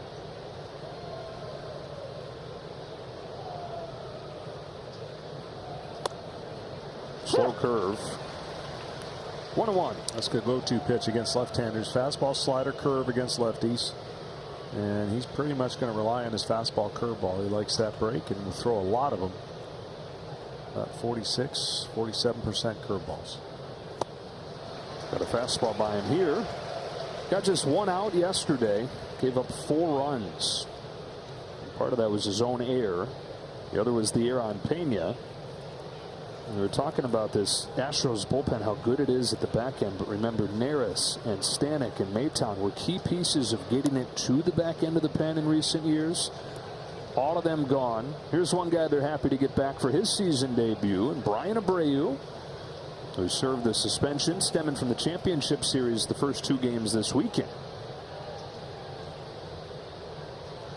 Mushinski's 1-2. Rizzo lays off.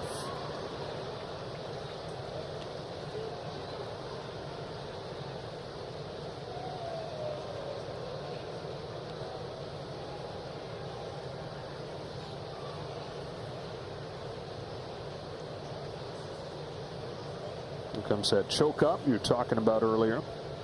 Way up. Yep.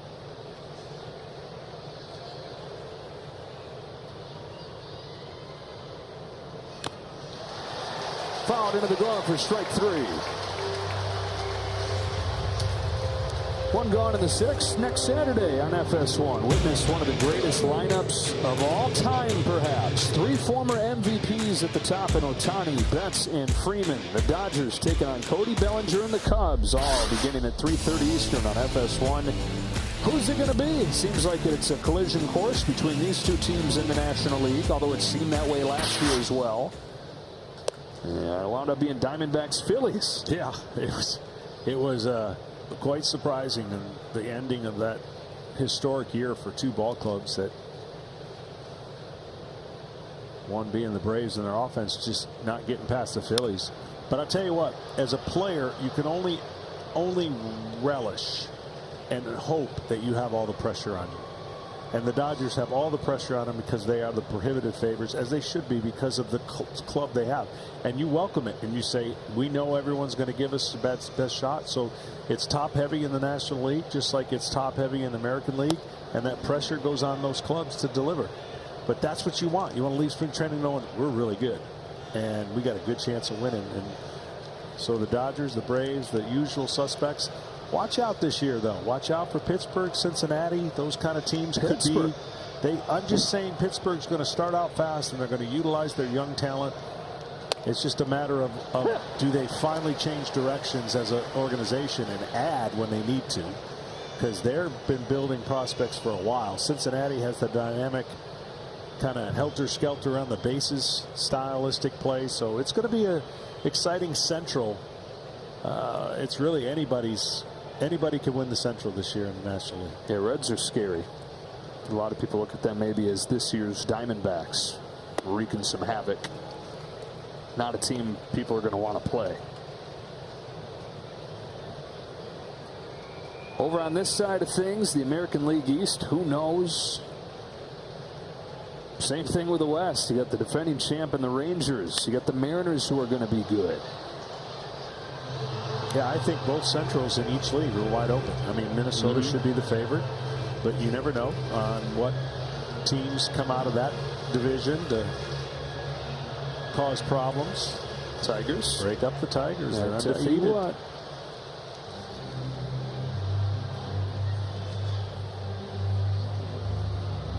How many wins is it going to take to win the Central? I think 88.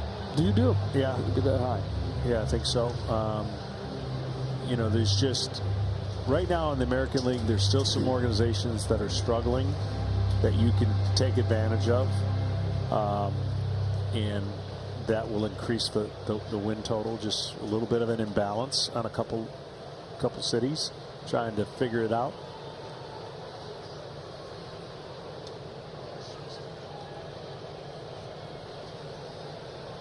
Yankees down a pair in the 6th inning. 7-pitch coming to Alex Verdugo. Lefty. Lifts a fly ball to left.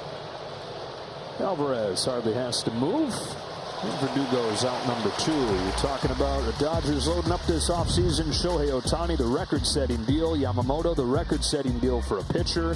He's about to make his second start as a Dodger tonight. Juan Soto, the biggest trade of the offseason, comes to New York. They hope fixing the Yankees. There are several big-name pitchers that have put on new uniforms. Corbin Burns looked good in his Orioles debut on opening day. Craig Counsell getting paid. One of 8 new managers across baseball in 2024. Volpe. What's up? Taking ball 1.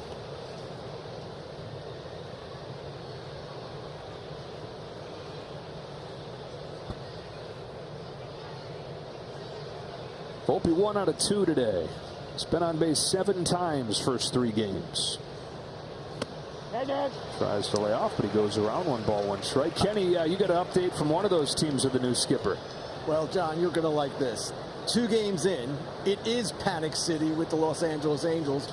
Ron Washington called a team meeting after today's 2nd straight drubbing by the Orioles.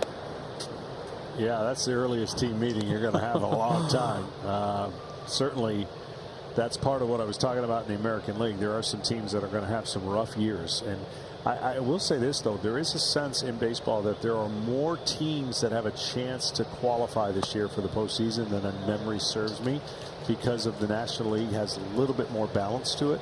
So that's exciting for certain cities that have been waiting a long time to kind of see their team play some important games come October. 3-1 on Volpe. Mushinski comes home. Volpe pulls one in the air to left field. Alvarez charges on and makes a running catch.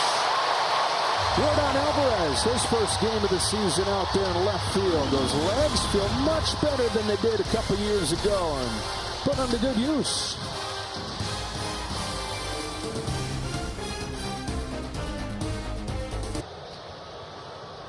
Marcus Stroman pitches into the 6th inning here in his Yankees debut. It's 3-1. He's hoping to hold it right here and give his offense a chance to rally late for a 3rd straight game. A ball on Bregman. Alex Bregman, 30th birthday for a guy who pulled an unassisted triple play in his very first T-ball game.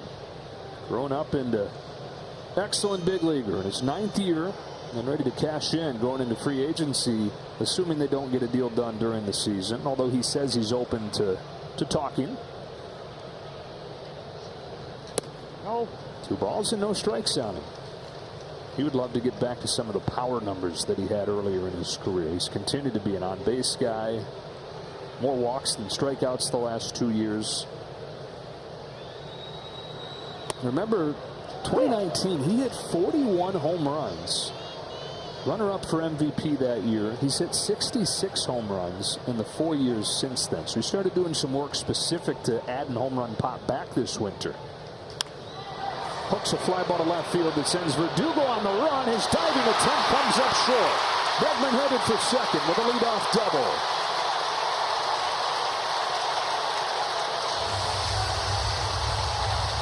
That ball had funny spin. It almost like jammed him and didn't have the hook spin that was going away from Verdugo. Watch this ball kind of hang, and then right at the end just drops down. Looked like Verdugo was going to get it, and then the ball just fell out of the air, just missed his glove. Man, that's like the 4th, almost a highlight catch that he's had in the last 2 days. Every inning he was diving somewhere, leaping after a ball yesterday. Yandy Diaz out in front, strike 1. The specific home run training Alex Bregman's doing, he's working with weighted bats. Some guys, when they're trying to chase power, they try to, you get the uppercut swing, you try to elevate the ball more. He already does that. He already hits a lot of fly balls. And so they're hopeful just adding a little bit of bat speed is going to mean some of those doubles just become home runs. He doesn't have to try to hit home runs.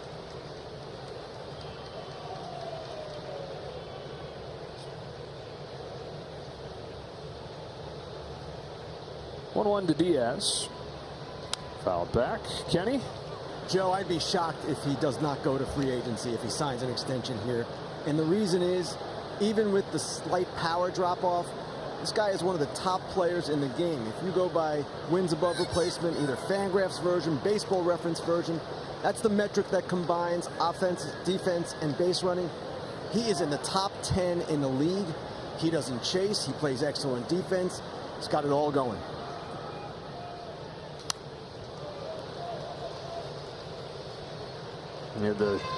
All the skills, but then all the cliches too. Grinder, ball player. Yeah, Joe Espada says, good luck trying to get this guy a day off. Good luck trying to get him an at-bat off. Not having any of it. Another 1-2 to Diaz. Woo, strike three. Get the high strike right there.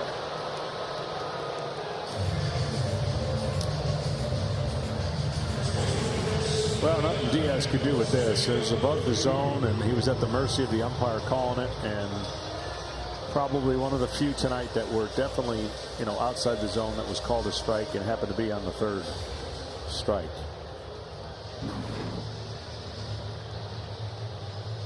Well, one gone in the sixth inning. Stroman's at 87 pitches.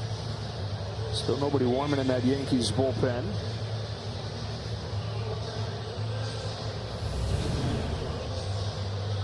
Relatively new staff for Aaron Boone this year. There's one of the new guys in Brad Ausmus. Said it was one of his favorite opponents as a player their days in the National League Central. Brad, of course, here in Houston. Aaron in Cincinnati all those years. I was looking forward to going up to the plate and tapping the shin guards and saying what's up 20 times a year. 20 games a year. What is it, 80 trips up to the plate to say hey a year? Get to know each other. Abreu still looking for his first hit of the campaign at 0 for 8.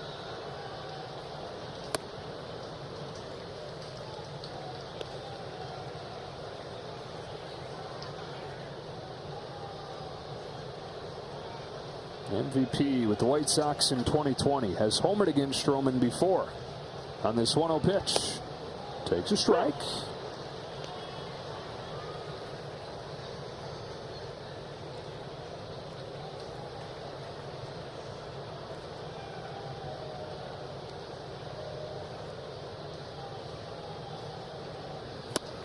Chase, 1-2.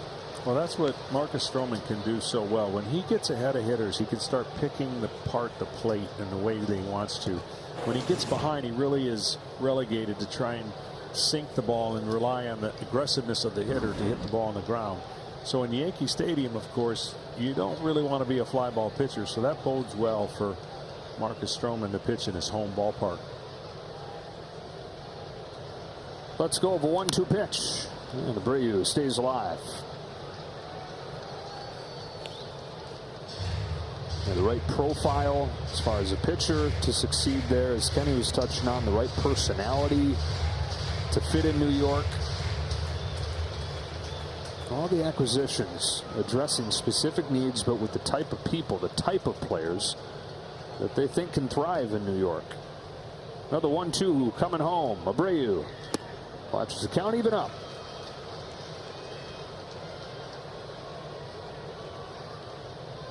Son of a Long Island police detective. Stroman will go to Yankees games as a kid.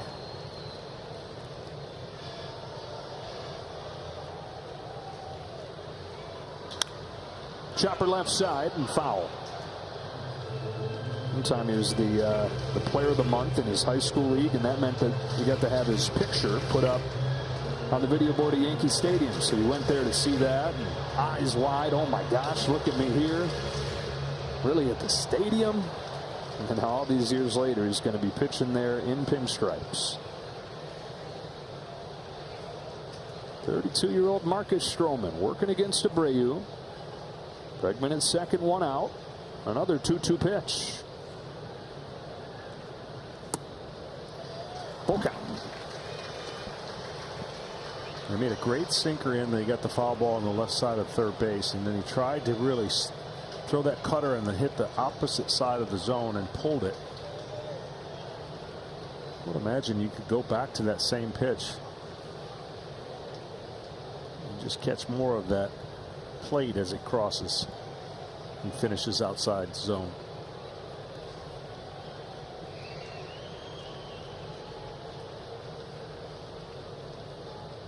Three-two. Back to the outer part with a sinker. Flight off the end of the bat. Soto's got it. Bregman heads for third. Soto's throw cut off.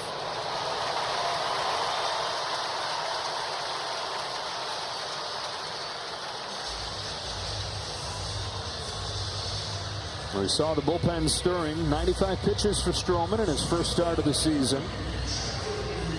No move from Aaron Boone yet as Jeremy Pena comes up. Caleb Ferguson, the lefty, has joined Ian Hamilton.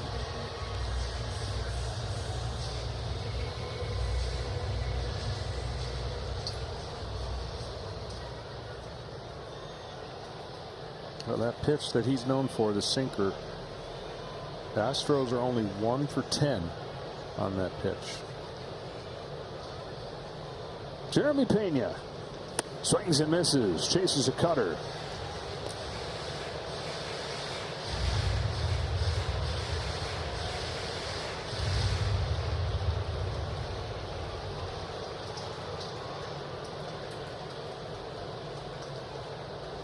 Pena, who's 0 for 2. Not an 0-1. Nice pick there by Wells. A couple times today he has bailed out Stroman.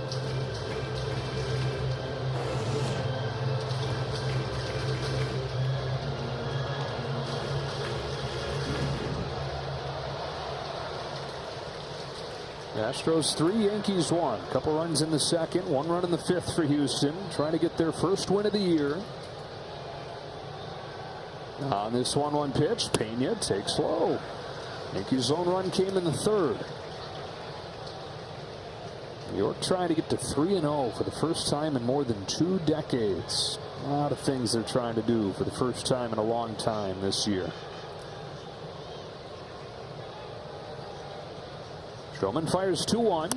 Swing and a miss. Nice pitch right there.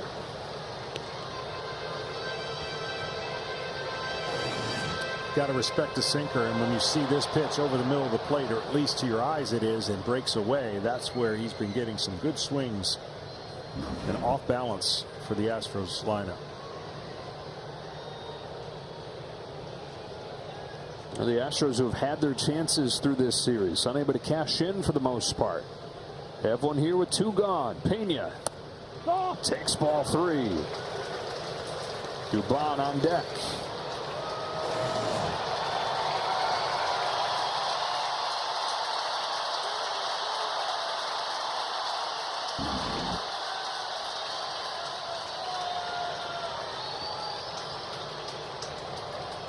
On a payoff, Pena swings and misses, and Marcus Stroman finishes off 6 innings in his Yankees debut.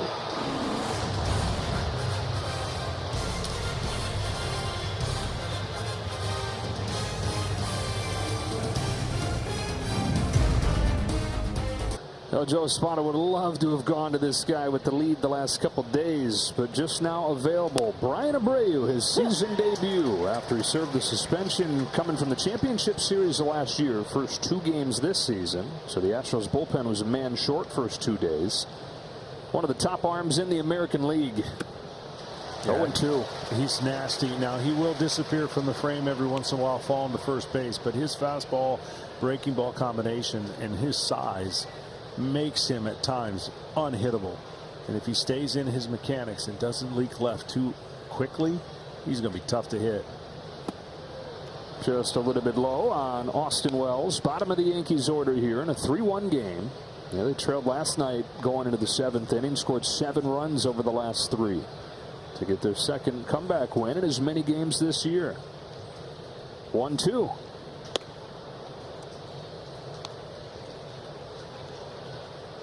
Abreu, who didn't even start playing baseball until he was 14. He was a basketball player, and he didn't have a whole lot of free time for sports anyways. He was working a couple jobs from the time he was 12 to help support his family. 1 job in construction, 1 job with his uncle, who was a mechanic. And then he got into playing baseball, and he was more of a hitter and an outfielder than he was a pitcher. He gave pitching a try, changed his life. 3-2 to Wells. Sails on him, ball 4 and a leadoff walk. And see, that's what I was talking about. That's the only thing that gets him in trouble is he leaks too quickly. And here's what got him in trouble. Game 5 of the championship series last year, John hit Garcia. Bench is emptied. And, you know, the suspension under normal circumstances would have been served immediately, but good job by baseball to, when it wasn't entirely clear that that was intentional, to not have him serve a suspension with a trip to the World Series on the line. 0-1 on Oswaldo Cabrera, who's been the star of the show for the Yankees in this part of the order. You got Soto at the top, but Cabrera down here at the bottom. A monster the first 2 days of the year. Representing the tying run.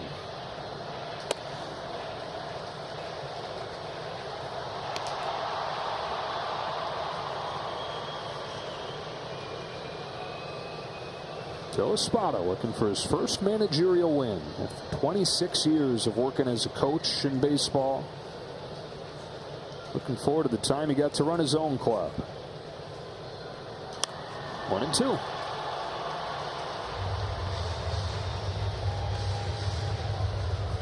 Abreu has such great swing and miss opportunity, right? 40% of his swing and miss stuff, which is 5th in amongst Major League Baseball relief pitchers, but sometimes he runs away from that fastball, which is just as dynamic and could get just as many outs trying to get the swing and miss with that breaking ball.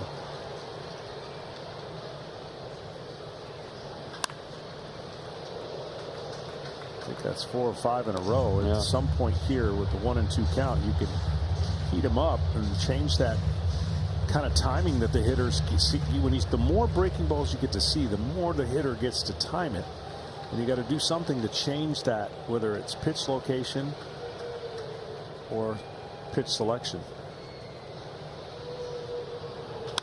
And a fastball lifted in the air deep to the right field corner. Tucker's back. Cabrera strikes again. Oswaldo Cabrera has tied the game with a 2-run home run, and his dream start to 24 continues.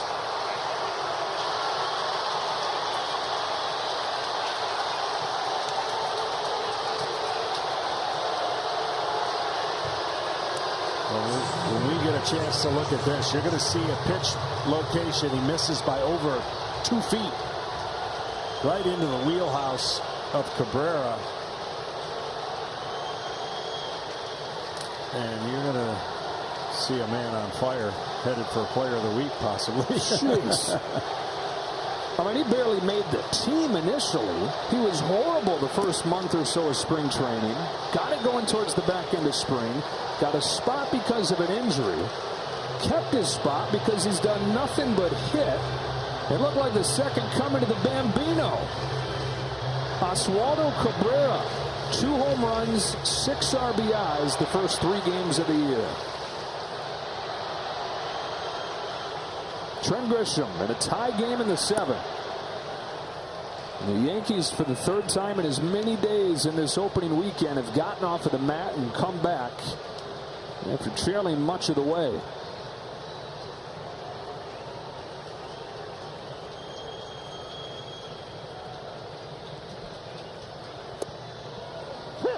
Two and 1.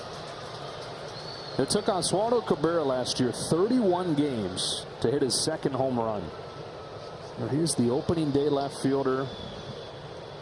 After he gave him a jolt coming up the year before, struggled out of the gate, said he lost his confidence. Things kind of snowballed on him. Started trying to prove himself every time he went up there. Focus right now, Oswaldo said, is just trying to put it in play, simplify things. I got plenty of power guys around me. And now walk for Trent Grisham. So walk, homer, walk to open Abreu's season. Another look at the home run. Yeah, watch where he set up for the fastball to go away, and then he pulls it right into that. Still, I mean, pull your hands in, give him credit. But when you miss your location by that much, just outside the reach of Tucker, couldn't get back there, and what a What a home run on a 2 straight count on a fastball at 96 miles an hour. Aaron Boone said it. Look, we plan on giving Birdie playing time, but how do you sit this guy? You talk about taking advantage of an opportunity. Kenny, you've got more on the latest Yankee hero. Well, we've talked about the impact Juan Soto is having on some of the team's younger hitters. Cabrera is an example, as detailed today by the Athletics' Chris Kirschner. In spring training, Cabrera's watching Soto in the batting cage hit line drive after line drive, and he thinks to himself, what am I doing trying to hit homers all the time? He went to a toe tap rather than use the high leg kick that he had done before, and look now, he's hitting home runs too. And now it's Torres sending a fly ball the other way. Tucker to the warning track. He's got room.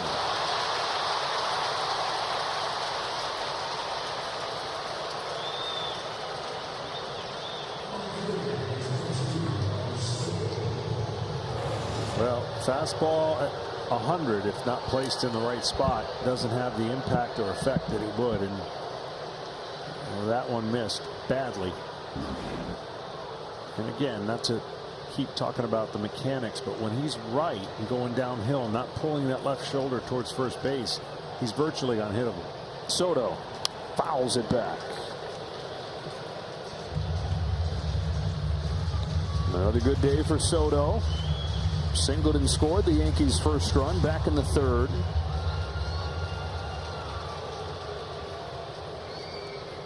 On base 8 times over his first 3 games as a Yankee. That's one shy of the Yankees' all-time record for a player's first 3 games. That is a pickoff of Grisham.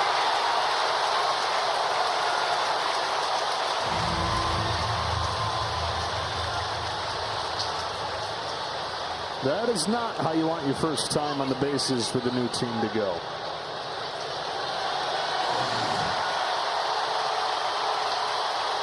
No, he wasn't doing anything crazy, just the timing of his attempt to get a lead.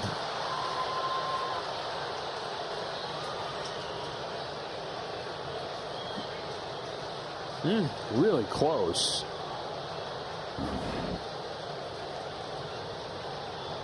Soto drives the ball down the left field line towards the corner. It's gone! Yankees take the lead. Juan Soto's first home run in pinstripes.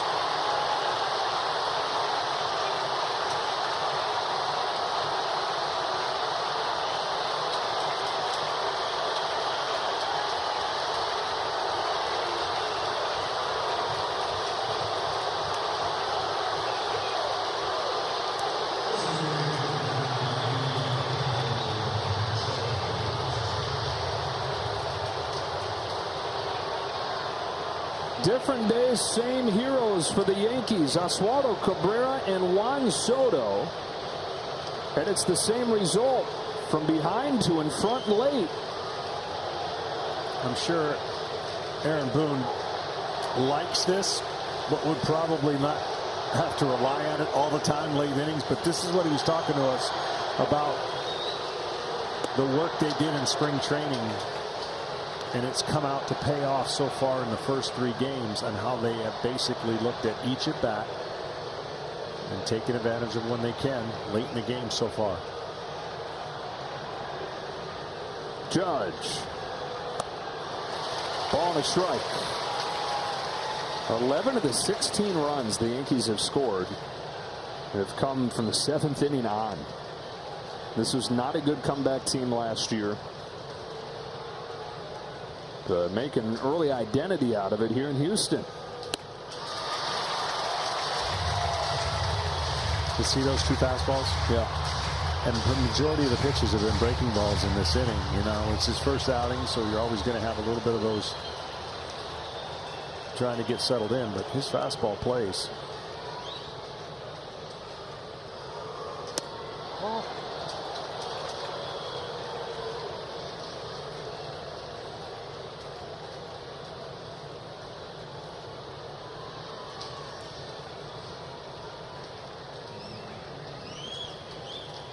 Ian Hamilton has been warming for a bit, ready to come in now with a lead to protect.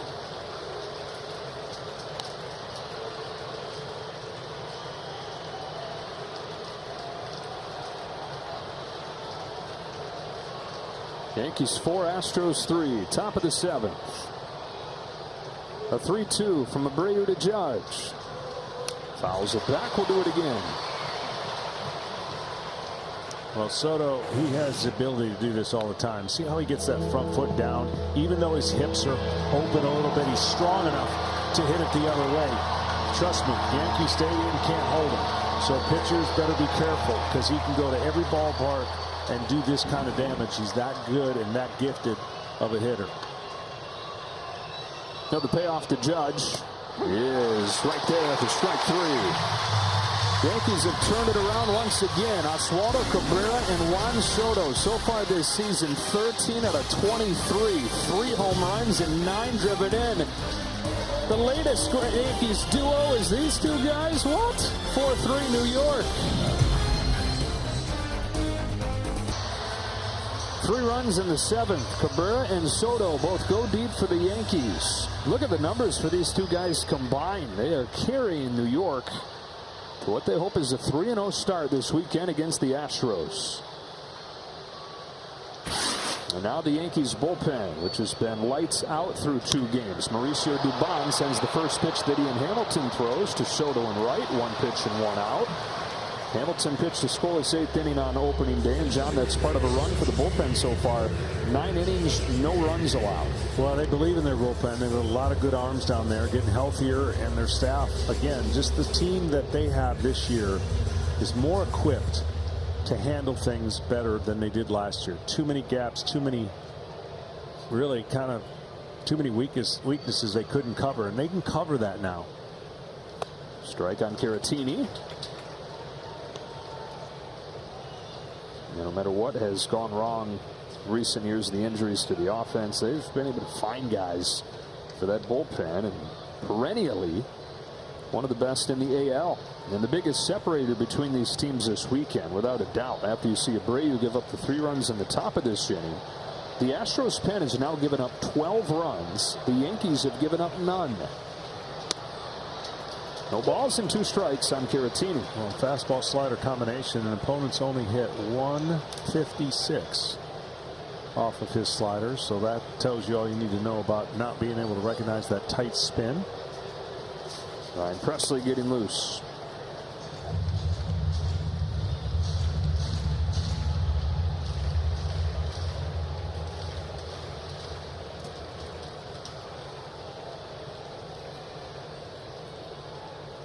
Caratini in his Astros debut swings through a slider and comes up empty. 2 up and 2 down for Hamilton. Tonight's telecast is sponsored by Capital One. What's in your wallet? As advertised, Juan Soto has tied the Yankees record for number of times reaching base in his first 3 games. 9 times. And he's got his first home run with his new team. All right, top of the order for the Astros in a 1-run game. Here's Altuve. A bunt single his last time. Chases way out there.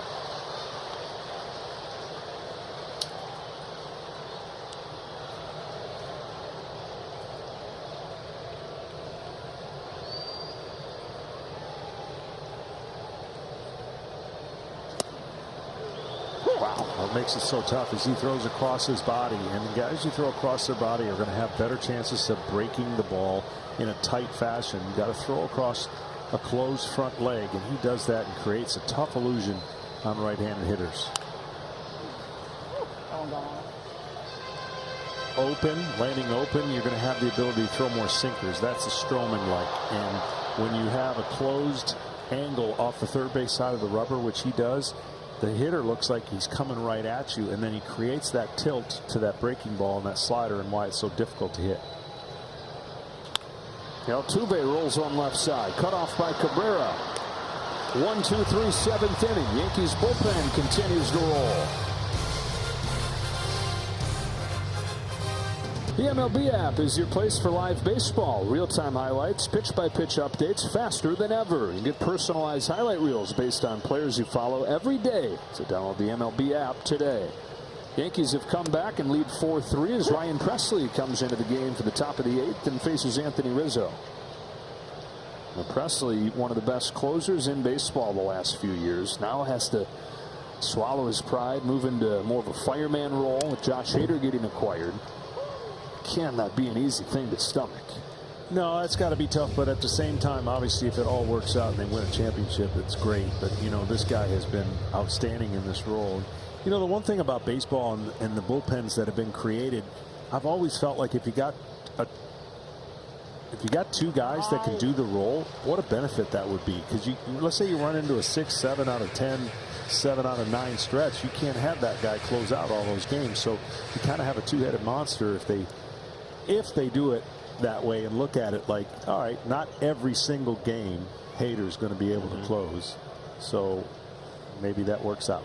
Yeah, Hader, one of the best in baseball, signed the second largest contract ever for a reliever behind just Edwin Diaz's deal.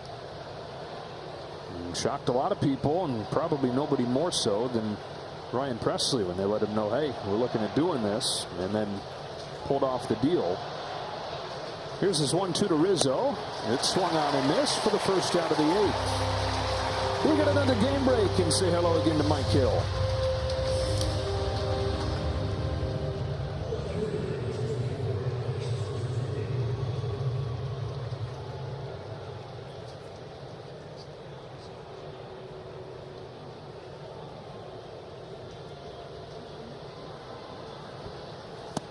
All right, John, if the Dodgers are the clear pick to win the West, who's the second best team? I mean, you would have to go with what the Diamondbacks did last year and their experience, and they added, you know, to a team that was really, really good. But the West is going to have a nice battle between those potential couple playoff teams. Altuve gets to this grounder and takes a hit away from Alex Verdugo. And again, it goes back to earlier what we talked about. Now, the Rockies, for all statement purposes, are not going to have a great year. So, you know, that's the one team that is going to struggle. And then where do you go for those other wins? It's the team, I think, that can play the Dodgers the best and kind of go 500 or a little bit less to try to battle where that playoff spot's going to come from. So, it'll be fun to watch. 2 gone in the 8th. Here's Volpe. 1 out of 3 today.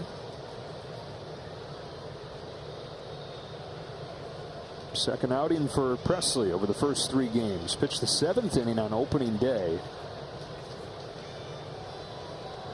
He had pitched before the 9th 1 time in the last 2 years. So there's the ego side of it, which any person's going to be affected by. How about the actual execution of coming in earlier than the 9th? Yeah, and that's where people kind of misplace human beings in this role, right? Analytically, it makes sense to say, well, why can't anybody pitch in any inning? Well, your structure and your discipline and your habits tell you you're ready for this or that, and certain times your personality doesn't allow for other things. So that's why it's not as easy as people think to just shift people around and they can kind of do any role.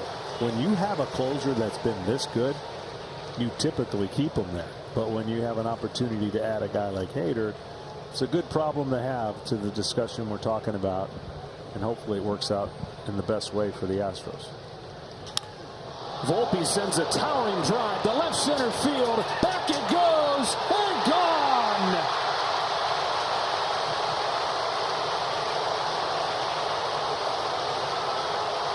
Anthony Volpe's first home run of the season. Yankees 5, Astros 3.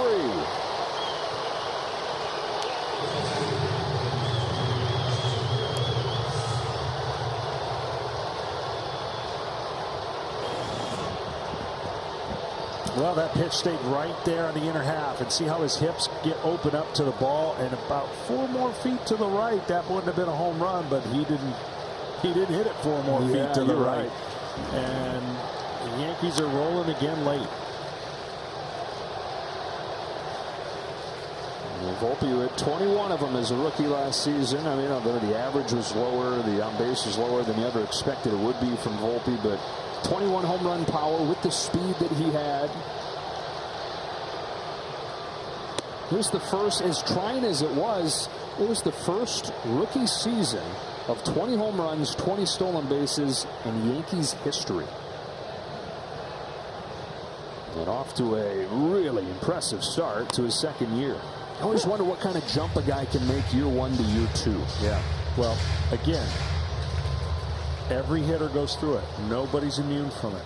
And if you close up some doors that pitchers were able to walk into, it is going to be a much better year for Anthony Volpe. And that's why his manager was gushing. He said, look, I've seen it, the work ethic, the changes.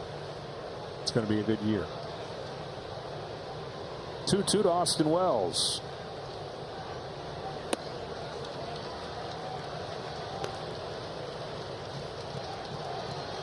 Bullpens, the biggest differences in this series. Yankees have not given up a run in their bullpen. Astros have given up 11 earned runs, 2 more unearned runs.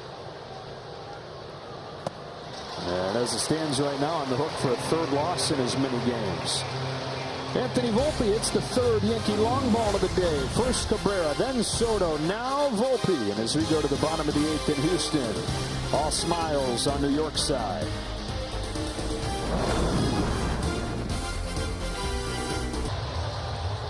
Be part of the action like never before and cast your vote for the MLB Player of the Game. Voting opens after the 6th inning of every game at MLB.com/POTG. Terms and conditions apply. Teeth of the lineup for the Astros here. Ian Hamilton stays in. Yordan Alvarez takes ball 1. Astros led this game 3-1, getting 2 in the 2nd, 1 in the 5th. Yankees, though, 3 in the 7th and 1 in the 8th. And a ball and a strike on Alvarez. It's the first time in 3 seasons that the Astros bullpen has given up 3 home runs in a game. Yeah, I mean, that's not going to be a trend that they are going to continue, but they've come out of the gates in a rough way. The 9 walks, not great either. 3-1 Chopper right here. Tonight's telecast is sponsored by Chevrolet. Together, let's drive. You know, it's one thing to say, okay, we fixed what ailed us, and we're working on this and we're working on that during spring training. Everybody's optimistic coming out of spring. But then to show up and put those things that you're preaching on display in real games, that's a huge deal moving forward. Kyle Tucker. Well, it gives you confidence. And like I said, it's not a formula you want to live by, because it's hard to live by rallying late all the time against some really good arms. But it gives you confidence you can do it against anybody, and you're never out of a game, and that's the approach, the at-bats they want. You know, I've watched these trends go on now long enough to where I'm really, really surprised more teams aren't going to relievers who can pitch multiple innings. I know that's the desire. But think about how much you save your bullpen if you could have a guy pitch 2 to 3 innings twice a week. You know, to kind of take away the everybody pitches 1 innings stance. And I think that's what the Yankees have, some flexibility to do that. Hamilton's going to eat up 2 innings here if all things go well, and shorten your pen. That's the role for Jonathan Loaisiga this year. You know, they've been trying to figure out for years, how do we keep this guy healthy? And their thought is, okay, a little longer bursts, but more time to rest between them. Not quite as empty the tank every time he comes in. Holmes is getting loose.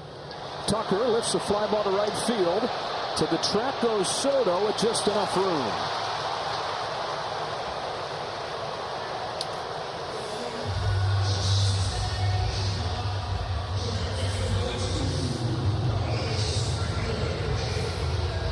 And a 3rd for the Yankees bullpen on this young season, and no runs. A lot of new looks down there, bunch of new faces, same results. 2 away for Bregman. Bottom falls out of the first pitch.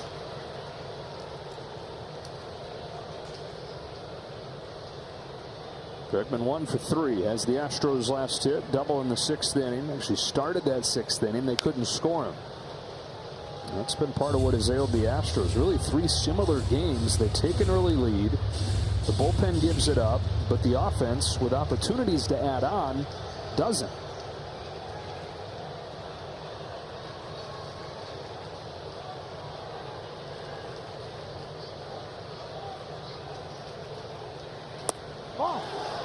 Ian Hamilton, 2 perfect innings of relief.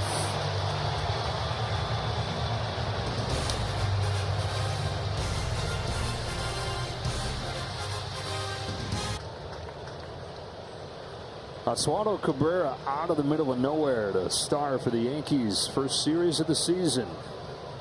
First 4-hit game of his career yesterday after he had a game-tying home run on opening day.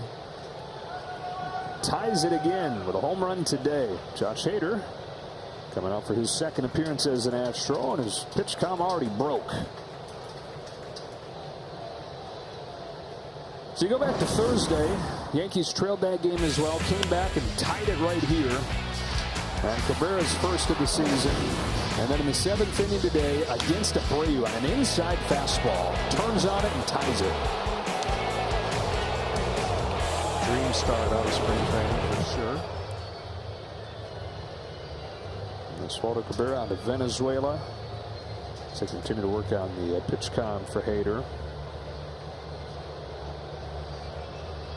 Well, they get that taken care of. We'll let you know about next Sunday on Fox. Week 2 of the United Football League. The Houston Roughnecks take on the DC Defenders. Spring just got stronger. The hard-hitting action continues next Sunday, 4 Eastern on Fox.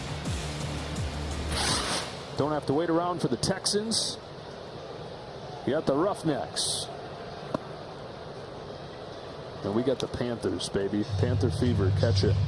64-yard field goal, right? For the win today. Wow. I think somebody said his first field goal since high school. Wow, really? Yeah. It's amazing. Do we have more detail on that? What's this guy been doing? Kickoff specialist in college. 2-1 on Cabrera. The Astros in the bottom of the 9th. Diaz, Abreu, and Pena coming up. Holmes ready to go for the Yankees. Yanks looking to add on here. 2-2. Well, if you want to know how good Hader has been, I mean, you can look these up, but they're pretty amazing. Since 2017, he's second in baseball in ERA, first in baseball in average against, and first in MLB in strikeouts per 9 innings. Now that is dominating your position. That's graphic proof. Now, how come when I asked for something about the kicker in the UFL, I just got like people telling me that you had literal graphic proof of everything you were saying? Well, these guys are good, and they're locked in on baseball. Blind spot of my prep here, but you know what? Knowing our people, knowing our guys down there led by Pete Macheska, they got graphic proof of what I'm talking about too. Fouled off.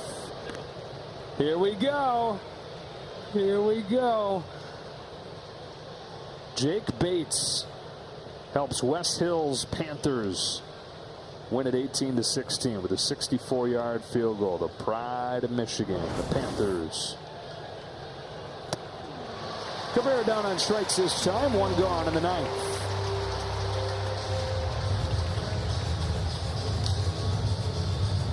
Pete Macheska heard Bates played soccer too. I would think so. Grisham. If I'm wrong, send your complaints to @Peter Macheska on social media. Grisham trying to atone for getting picked off his first time on the bases as a Yankee. Came in front of the Soto home run. The Yankees hope that doesn't loom large. Astros coming up in the bottom of the 9th trying to make some noise.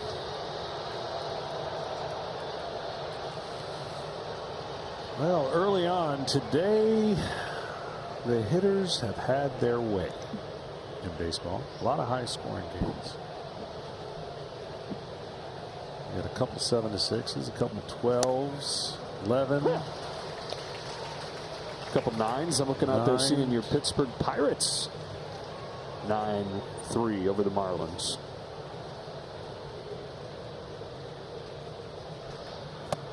Grisham chases, strike 3, 2 gone in the 9th.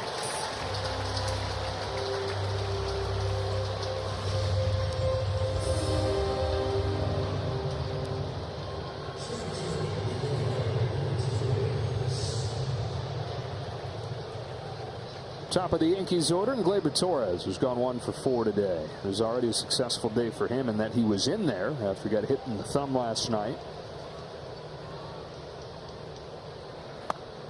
Big year for him as well. You were saying you made a comparison earlier with Alex Bregman. A little bit of his ability to pull inside pitches. Also, the fact that he's a free agent going into the offseason. So a critical year trying to prove himself. It was interesting and impressive to watch him kind of put it all together last year, where it was more mature at bats. He didn't chase as much. Strikeouts were down, but he maintained the power, hit 25 home runs, and is looking like a really well-rounded player. Kind of coming into his own here. He's still just 27. He's been around forever, but still just 27. Responsible for a lot, right? I mean, that's the future's still pretty bright for him, whether he stays in New York or goes elsewhere. He's made necessary adjustments, I find, 2 different times now in his career on cleaning some things up and making the adjustment the next year. And I think that's so big in the game. To stay for a long time, to be great, you have to constantly adjust to what they're trying to do to you. And he's done it while hearing trade speculation just about every day for the last few years. You know, early on with New York, he was one of their best hitters. Clutch, hunted early, but protected late. Then went through a funk, went a power outage, and just really struggled, lost himself, found it again.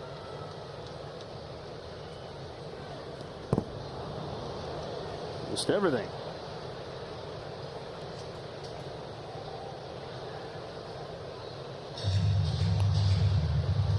Almost looked like Caratini was expecting that ball to break. Yes, he was. He got crossed up, I think. Supposed to be down with that probably slider down and in, and threw a fastball up and away. But umpire DJ Abrams saying, come on now. Now with this guy. Here's a payoff, and there is the first base runner against Josh Hader in his 2 games. With his 5 hitters, struck them all out prior to Torres walking. And Soto gets another time up there. Well, they hoped that he would be transformational to what they were doing. That he would take a roster that seemed like it was stuck. Where do you go with a lot of old, aging pieces, a lot of big contracts? They pull off this biggest trade of the offseason. And a tiny, tiny sample, but it looks like the perfect idea. Yeah, now the key is going to be to pull off this, not only whatever happens this year, but can they sign him, right? I mean, you make a trade like that, you hope you've got the resources to be able to hold on to him for many years to come.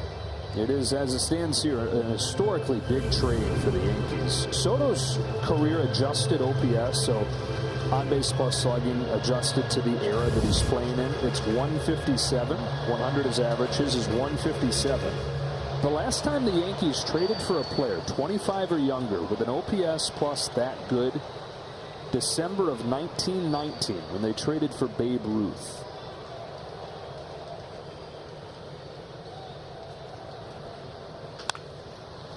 Back to Hader. To the bottom of the 9th we go. The Yankees have rallied to take the lead for the 3rd day in a row. Astros trying to say something about it this time. They've got Yainer Diaz leading things off. Then Abreu, then Pena against Holmes.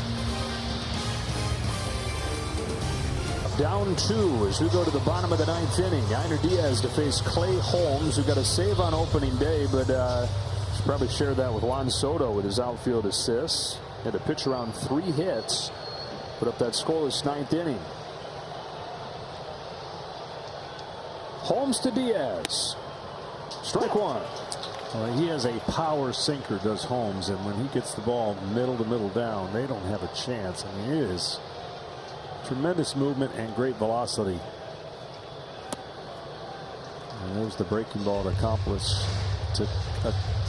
the tremendous movement that goes the other way. So he has both lanes that he can cover, and done a nice job in this role. Just turned 31 this week, did Holmes. Bottom falls out of that. I mean, it looks like a changeup. Yeah, it really is an incredible pitch. Leaves the hand knee high and finishes down by the shin guard. 2-2.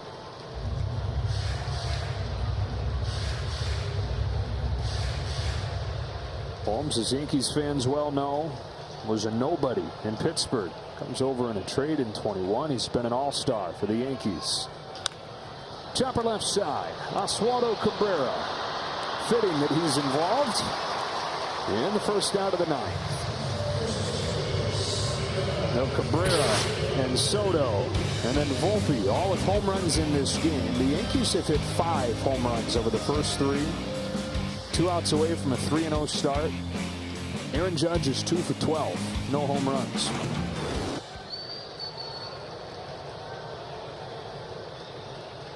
More depth, more options. Another superstar in Soto.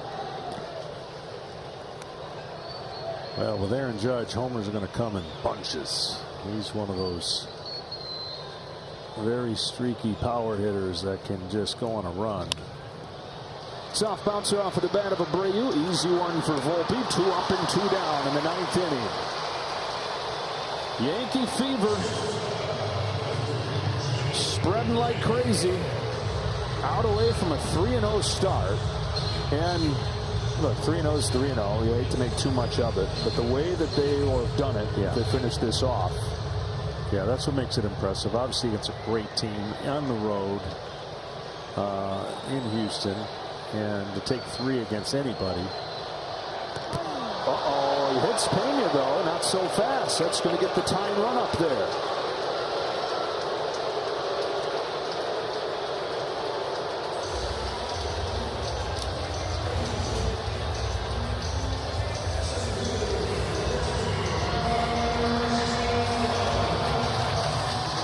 Power sinker got away.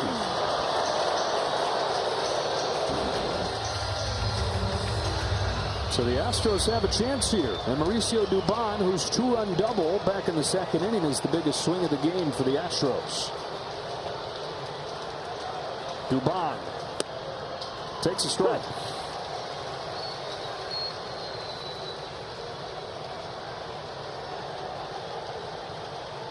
Dubon not a big power guy. 10 home runs last year. There goes Pena. He'll take second. No contest.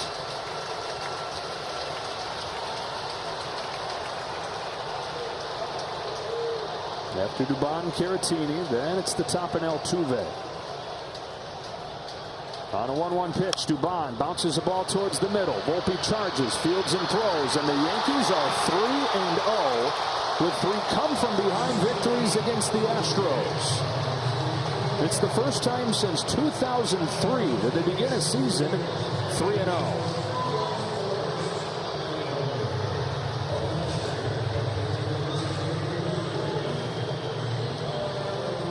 Checking a lot of boxes coming out of spring training, and Stroman stayed in the game long enough to get the win. He battled, and a lot of unearned runs for both starting pitchers, but only one was able to qualify, and that was Stroman. Pitched just long enough for his team to rally for the win. Juan Soto with his first home run as a Yankee. Now, Oswaldo Cabrera continues to be a shining story for Aaron Boone's team early on this season. His 2nd home run in 3 games.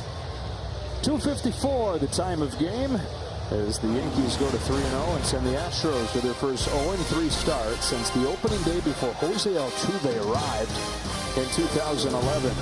Series wraps up tomorrow. The Yanks will go for a 4-game sweep before they head off to Arizona to face the reigning National League champion. Coming up next, Mike Hill and the D-Train. Dontrelle Willis in studio for post-game coverage right after these messages.